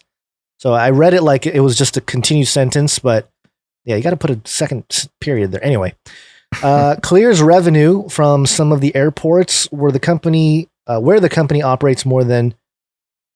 Well, let me try that again. Clear's revenue from some of the airports where the company operates more than halved during the month of April, according to documents received by 10. It would take at least 3 months for Clear to resume generating revenue close to what it was before the pandemic. But more than 3,500 documents and emails obtained by 10 through public record requests shed light on how the company used the pandemic to pivot and help expand its business model beyond getting flyers to the front of the line. Clear's vision for its fingerprint, iris scanning, and facial recognition business goes beyond kiosks in airports or sports arenas. It wants to be a holistic identity verification platform, covering more intimate moments in our everyday lives. The company has already amassed troves of personal data on its customers, especially for Clear customers who use the service to buy concessions and enter sports stadiums. The company has even explored sharing that data with partners for marketing purposes. Ah, there you go. Oh, boy. There you go. The company has even, in return for cutting to the front of the line, unimpeded customers handing over vast swaths of biometric and travel data. Yeah, that's pretty crazy. At its core, Clear monetizes trust. That is the main point there. When the company verifies a person's identity, whether that be to enter an airport, a stadium, or buy a beer at the concession stand, Clear is affirming that they are who they say they are. Right now, this verification process means priority access to an airport or stadium security line as a trusted Clear member. But in the future, documents and slideshows reviewed by 10 suggest Clear plans to be the company that verifies your identity every time you have swiped a credit card. Every time you would have swiped a credit card, shown your ID at a door, or handed over a health insurance card. Karen Seidman-Becker, the company's CEO, has said as much. While Clear's head of public affairs, Marina Comella, answered questions over email, the company did not make Seidman-Becker available for the story. Quote, "We are a platform company. Think about it like Amazon.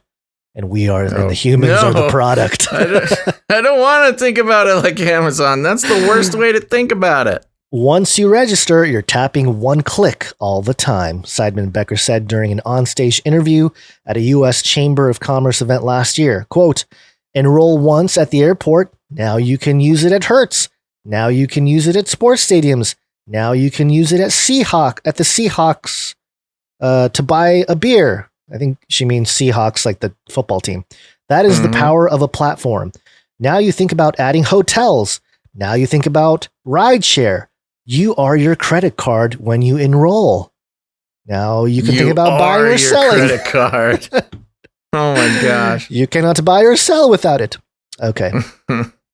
Clear wants to be, okay, that's a quote there. To that end, Clear announced a new product called Health Pass in May.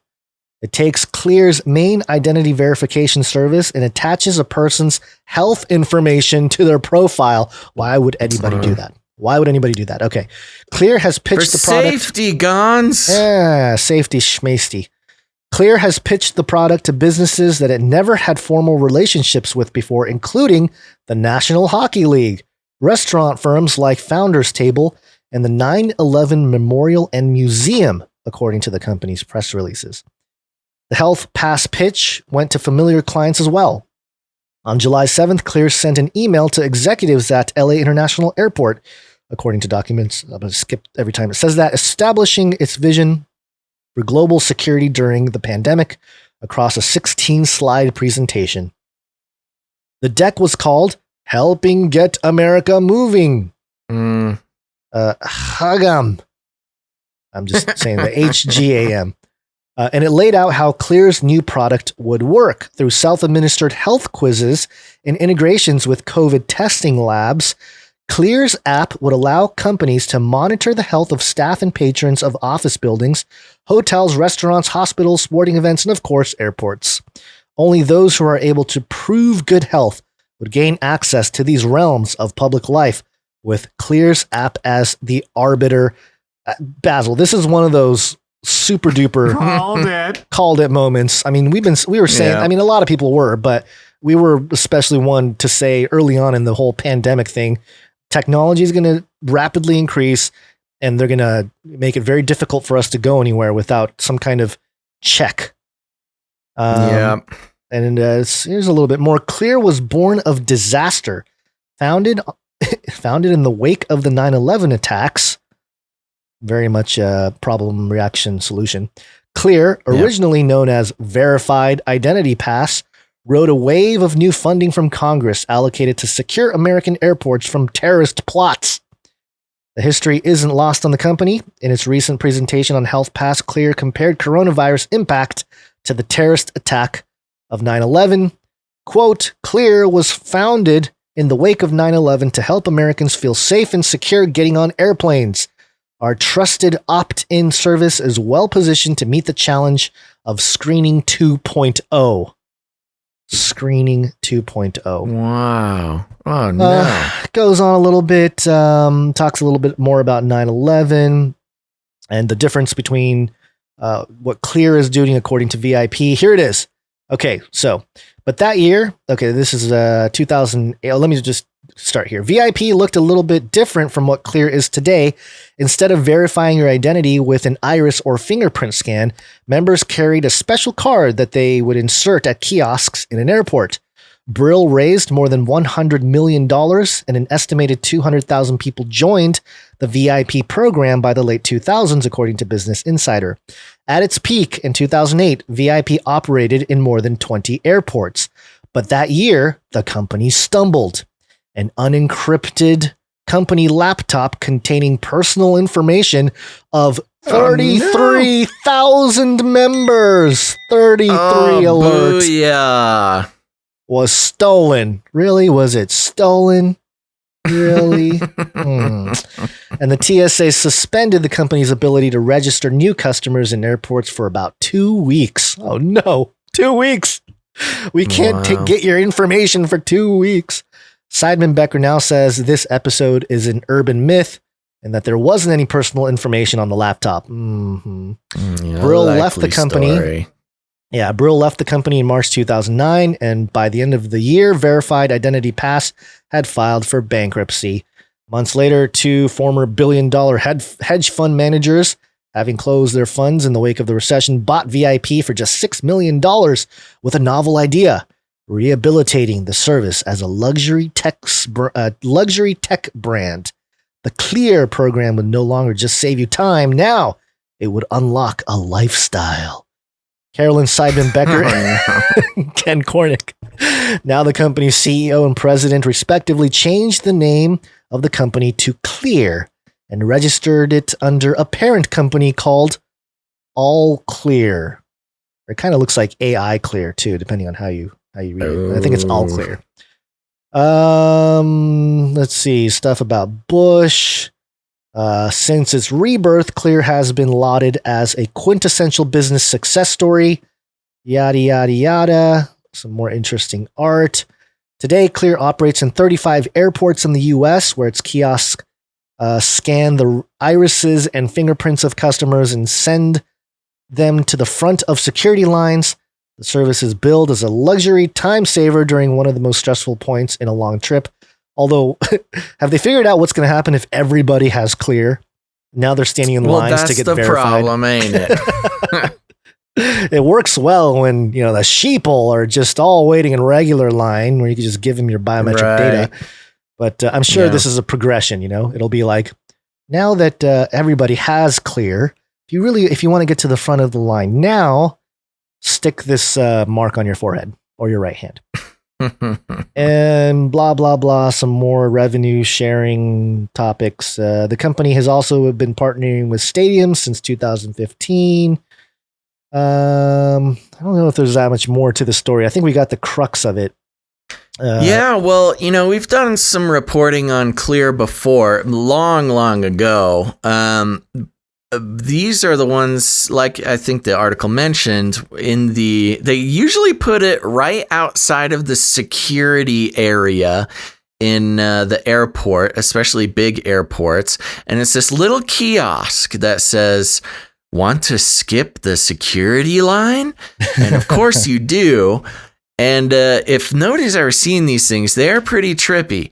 They're kind of a space age looking little kiosk thing, and they have little retinal scanners, and you give them your fingerprints. They basically take all of your biometric data, and I think you got to pay them some money or something, and then you get to skip the security line. So it's like, I don't know, the parallels between, giving us all your biometric data is as safe as going through security.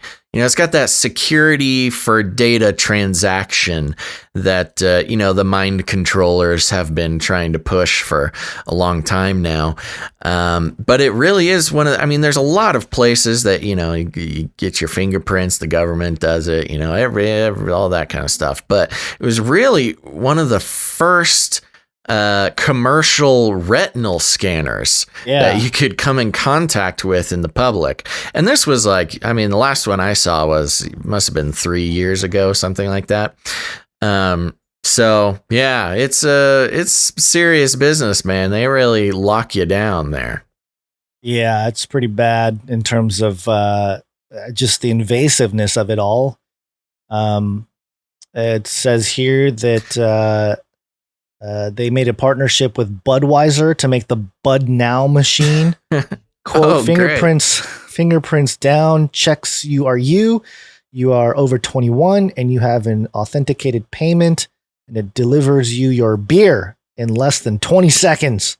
Oh my gosh. And then how convenient. How could we pass it up? I know. C. Maxine Most. That does not sound like a real name. C, like the letter C, Maxine Most, principal analyst at Acuity Market Intelligence, which focuses on tracking the biometrics industry, says that there's a wide opportunity for Clear to become its members' digital identification card, the one place that holds all of its members' credit cards, government documents, healthcare information, and more. To pay at a convenience store would be scanning your face or fingerprint, and Clear would verify your identity and supply your credit card information. Because right now, there's really no competition for an identity platform that doesn't rely on a smartphone. I guess that's a really big kicker there. There's always that smartphone layer, but now now you don't need it. Now it's straight to your body. Well, and as you've noticed, probably anybody out there who has Facebook or anything like that, there's the big joke coming. I don't know. Maybe it's a joke. It's a meme, a sort of satire against people who are, keeping an eye out for tracking and surveillance and Mark of the Beast or whatever, where it'll be like, oh, people are afraid of being chipped by a vaccine or, getting some sort of tracking device implanted in them, but they already have their smartphone. So, so I'll kind of try and be smart about it. And it's interesting. I mean, iPhones have all only been around for a little over 10 years, 10, 12 years, something like that. And they're already looking for ways to push tracking you without the smartphone. They're like, we got the smartphone thing down. We've got that dialed. We got everything we need with the smartphone. Now we got to try to do it without the smartphone.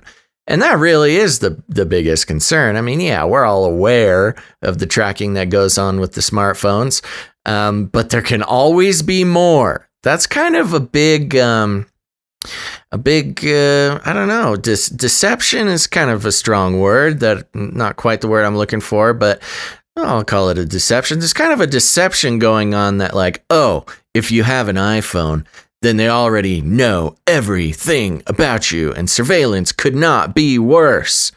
Trust me, folks. Flippy is going to scanning every blade of grass and every bean in a farmer's field.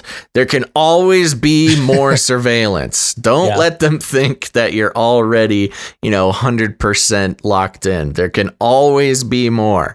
And people trying to, make that point are, they are in the brainwash club, and they're trying to create apathy in others because they're ashamed of their own apathy on the topic. That's just my personal opinion about people making that joke.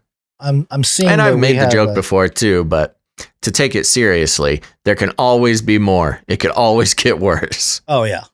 This sort of this couple paragraphs here summarizes. It looks like we're throttling again a little bit on the stream here. But hopefully we're back for those viewing live. The idea goes a step beyond Apple Pay or tap-to-pay credit cards, says Alan Good, biometrics analyst and founder of Good Intelligence. Now, we should just come up with our own Canary Cry Intelligence, It's what biometrics wonks call tokenless or naked verification, because the only thing you need to prove your identity is your face or your fingertips.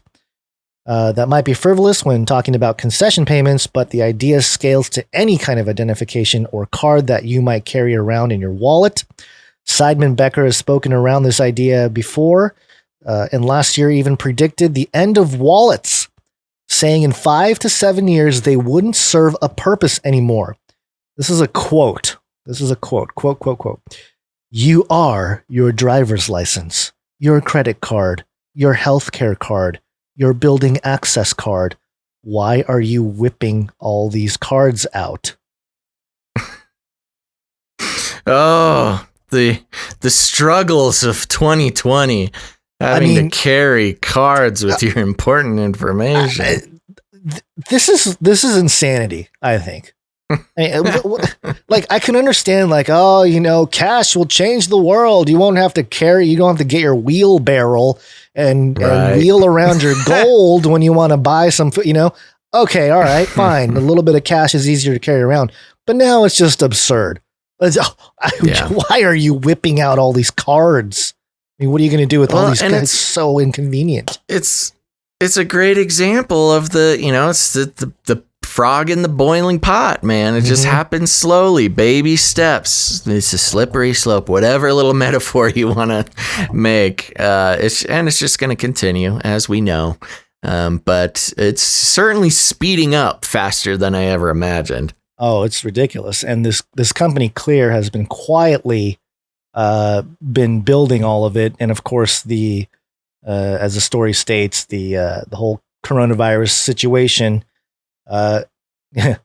allowed them to pivot, and very conveniently. I know, very convenient. Yeah. Allowed them to go from just being a little airport kiosk or a sporting stadium kiosk to becoming your health pass identity secured owner Welcome to the database, folks. Yeah, seriously.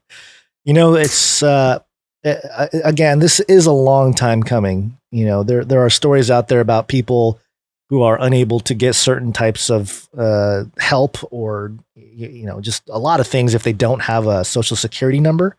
As far as the government's concerned, if you don't have a social security number, you don't exist in America. Correct. You know what I mean? So there's already been that precedent, but it's just interesting how things have progressed so much and how companies have so much power, and the company Clear becoming, because they're sort of a first mover, they have all the advantage here, and they have all the, it looks like, the government support there. So yeah, I will say that has been an interesting thing to watch. There's really, there's been a lot of talk, especially from Gates and because of the whole COVID thing, about having your COVID pass or your digital health passport, and it's going to be all wrapped up in your identity and your financials and things like that.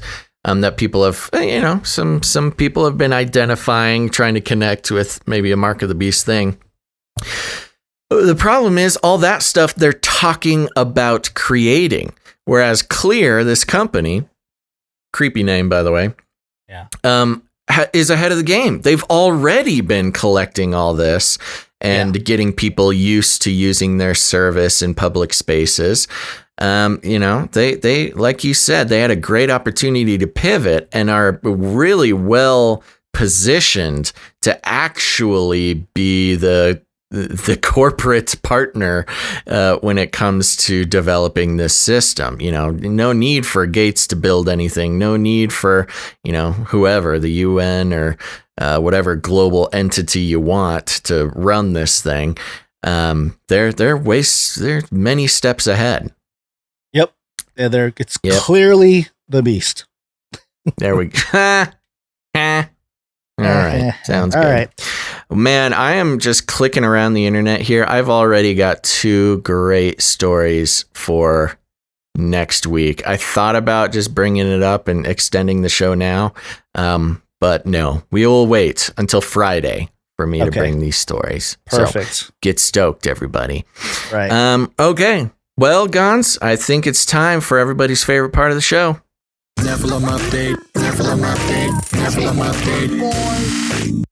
Decider.com, Raised by Wolves Season 2 theories that may or may not happen.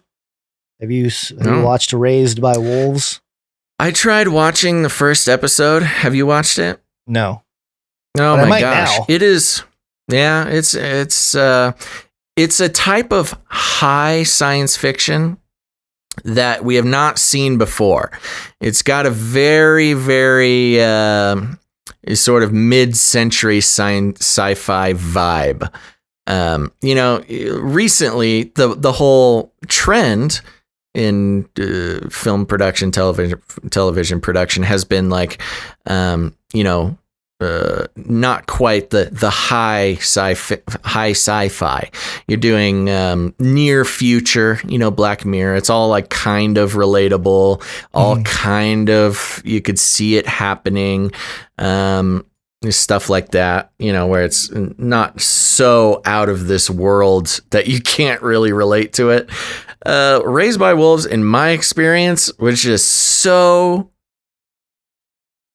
like flabbergastingly sci-fi that it was hard for me to get connected to it. I watched half of the first episode and had to bail. So for some reason, I'm thinking like Dune. Was it kind of like a Dune from modern times? Yeah. Yep. Okay. Exactly. Very similar to Dune, where it's like you really have it takes a lot of time to like understand what was going on in the world. Right. Okay, so I'll get straight to the point here, but basically HBO Max's Raised by Wolves was the surprise sci-fi hit of September. A breathtaking show spirited us away to the bizarre world of Kepler 22b, where 2 androids named Mother and Father fought to raise a new generation of human children to be atheists. Of course, the Mithraic Church arrived in episode 1, and he immediately made that challenging for them. So interesting. So it goes through here a whole bunch of the plot line and some of the theories and blah, blah, blah. Yeah. But the part that I wanted to get to here, Raised by Wolves is based on the Book of Enoch. One of the more popular Raised by Wolves theories on Reddit, of course Reddit, has to do with the Book of Enoch, an apocryphal text from the Old Testament. It's said to explain the origins of demons, giants, and most importantly, the Nephilim. Per original poster, the Big Leahy's own words, it's a little tinfoil hat-y, and the original poster has already edited his original theory with updates as the first season progressed. The basic gist is that Kepler 22b is the planet where human life originated, and it was, in fact, our mythic Garden of Eden. The theory goes on to suggest that the great hexagonal temple the Mithraic discover might be a prison for the fallen angel named Azazel, who is cultivating a new antichrist in the form of the false prophet Marcus. As the Big Leahy puts it, quote, we have demons, we have the dodecahedron.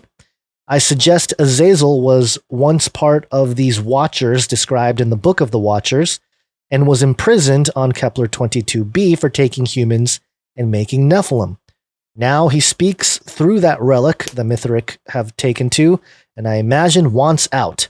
Antichrist may help with that. Ooh. It's a lot, yeah, but there are some compelling parts to it, such as the idea that Kepler 22b might be the original Garden of Eden. And there's another theory that argues just that, albeit with some entirely different logic. So there you go. I mean, I guess, maybe I should check it out just to see if there's any kind of overlap with some of these mythical narratives. Yeah, that does make me want to pick it back up again. Maybe I just tried watching it too late at night. It spooked me. It is hard sometimes to pick up something late night and try to watch it when your brain is already half asleep. Right, exactly. But there you go. Your mention of Nephilim in a much more fresh context than what we're used to. Nephilim update. Gory. All right, everybody. Thanks so much for tuning in to this episode. Real quick, if you haven't done it yet, before you leave, I know people start tuning out when I start wrapping up here, but drop a like or a thumbs up or whatever you do, whatever the thing you're watching this on or listening to it on. Please do that. Help us out with those algos. And speaking of algos, if you haven't done it yet, please leave us a rating and a review. I know everybody asks you to do this, and I know it's a lot to ask, folks. I know that. But if you could, it would really help us out for a couple of reasons. A, leaving us a rating and a review. Gonz and I read all of them, so we enjoy getting feedback on the show in a little bit more organized of a matter than people sending emails or trying to watch the chat. So that's a great way to get our attention. Secondly, it really helps out with the algorithms on the podcatchers, podcast players. It helps people find the show who may not have heard about it before, tells the iTunes robots to send the show to other people.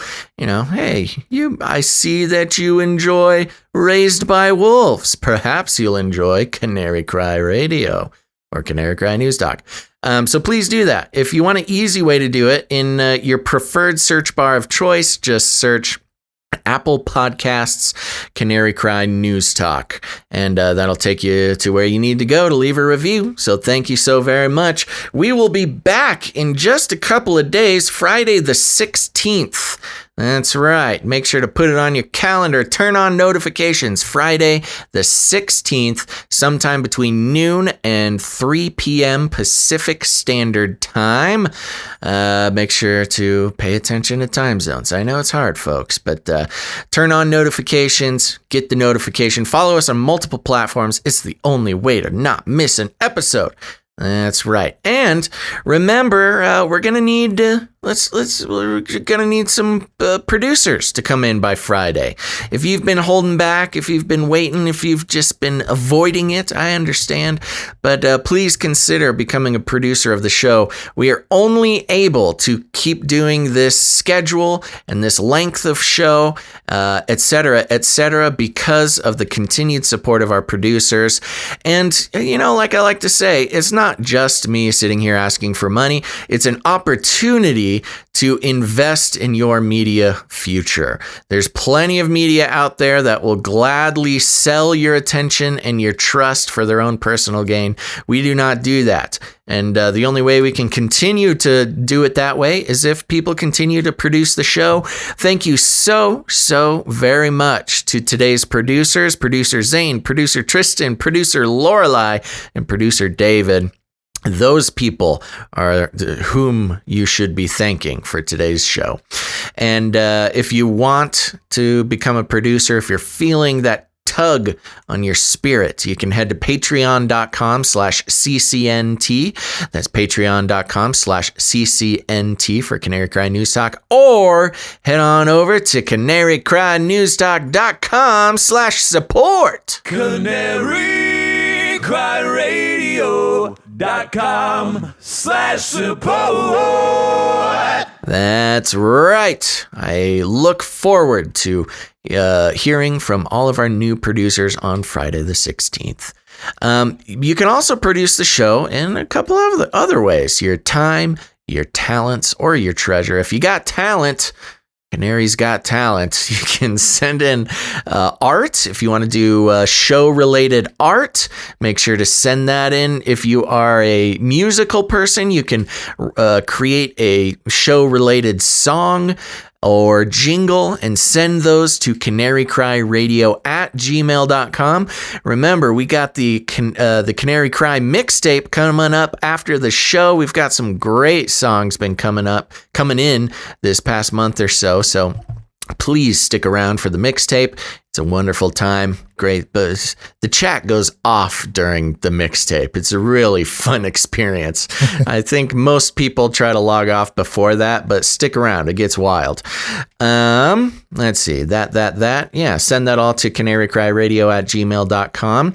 And lastly, y'all got friends, you got family, and they're starting to wake up, or maybe they're exploring the idea that the world and the media and the news and politics and science and sociology, all those things, they're kind of starting to figure out that something smells fishy, that the world might not be exactly what it seems.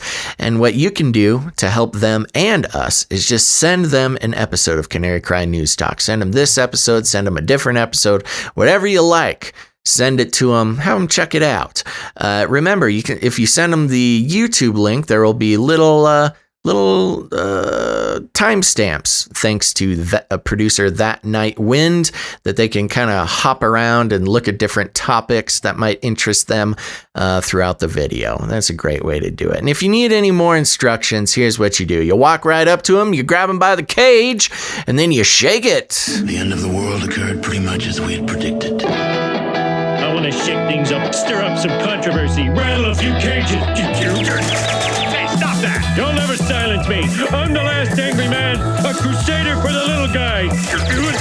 Leave the bird alone! Never! Rattle a few cages! Rattle a few cages! The human race will have every opportunity to improve. And if they don't? Ask Noah. That's right, just ask Noah, folks. All right, remember, producership will be waiting for you on Friday. Make sure to tune in, subscribe, review, rate, all those good things. Gonz, before we take off here, any last words? You're going down, Olstein. You've been waging a silent war at the end of the show here. Why we want to take down Olstein. Yes, Olstein topping the charts. Reinforcing the resistance. We are the resistance. All right, everybody. Thanks for tuning in to this episode of Canary Cry News Talk. Make sure to tune in next time. Again, that's Friday the 16th. But until then, remember to think outside the cage.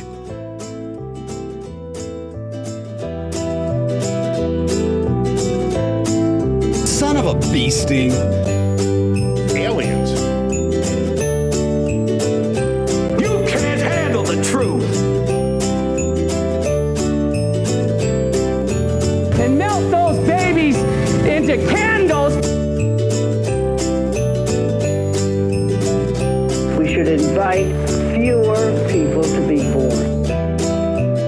Stop this progress before it is too late.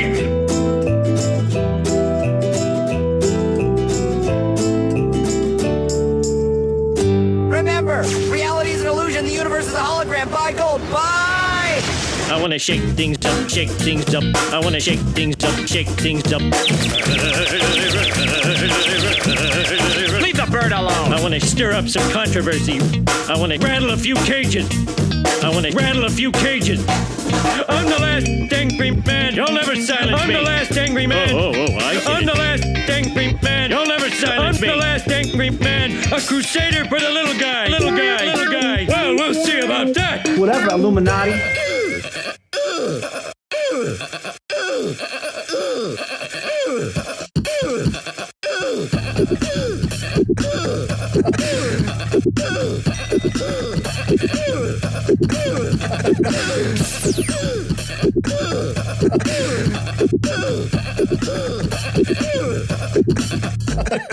Fun fact, I believe it was aliens. Another fun fact.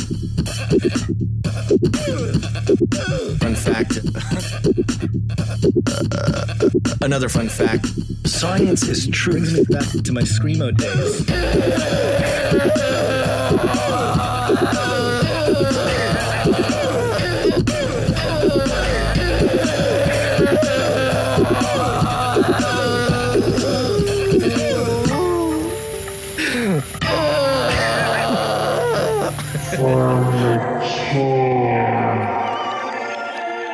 Pot, that's where I started. Light up a huge blunt. A joint. Give everybody Magic mushrooms. Smoke. The CIA, I mean, lots of intelligence agencies have tested secretly dosing communities. LSD. Psychoactive pills should be covertly administered.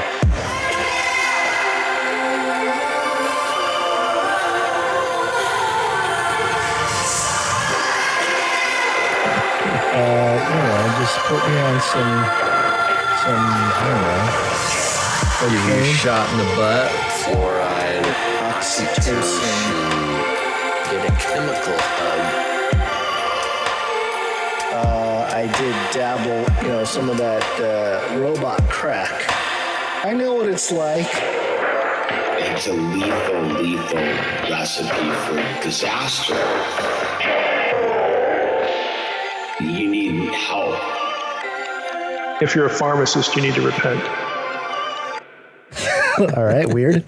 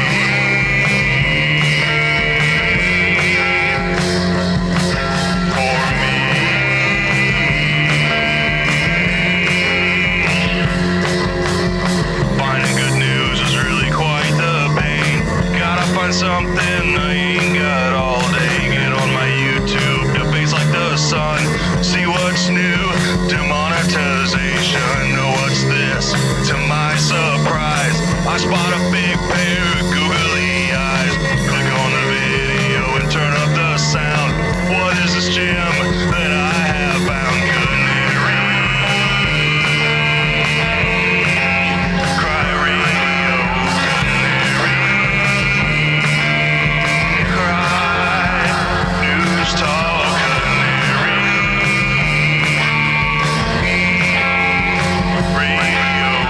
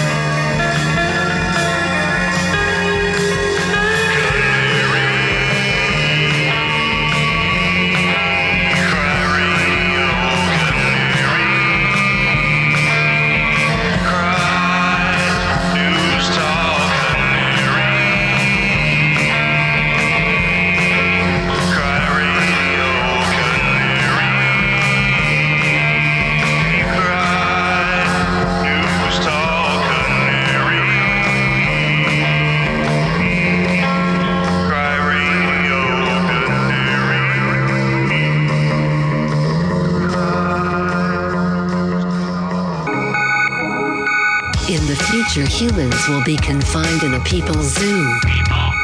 I'll keep you safe and warm in my people's zoo.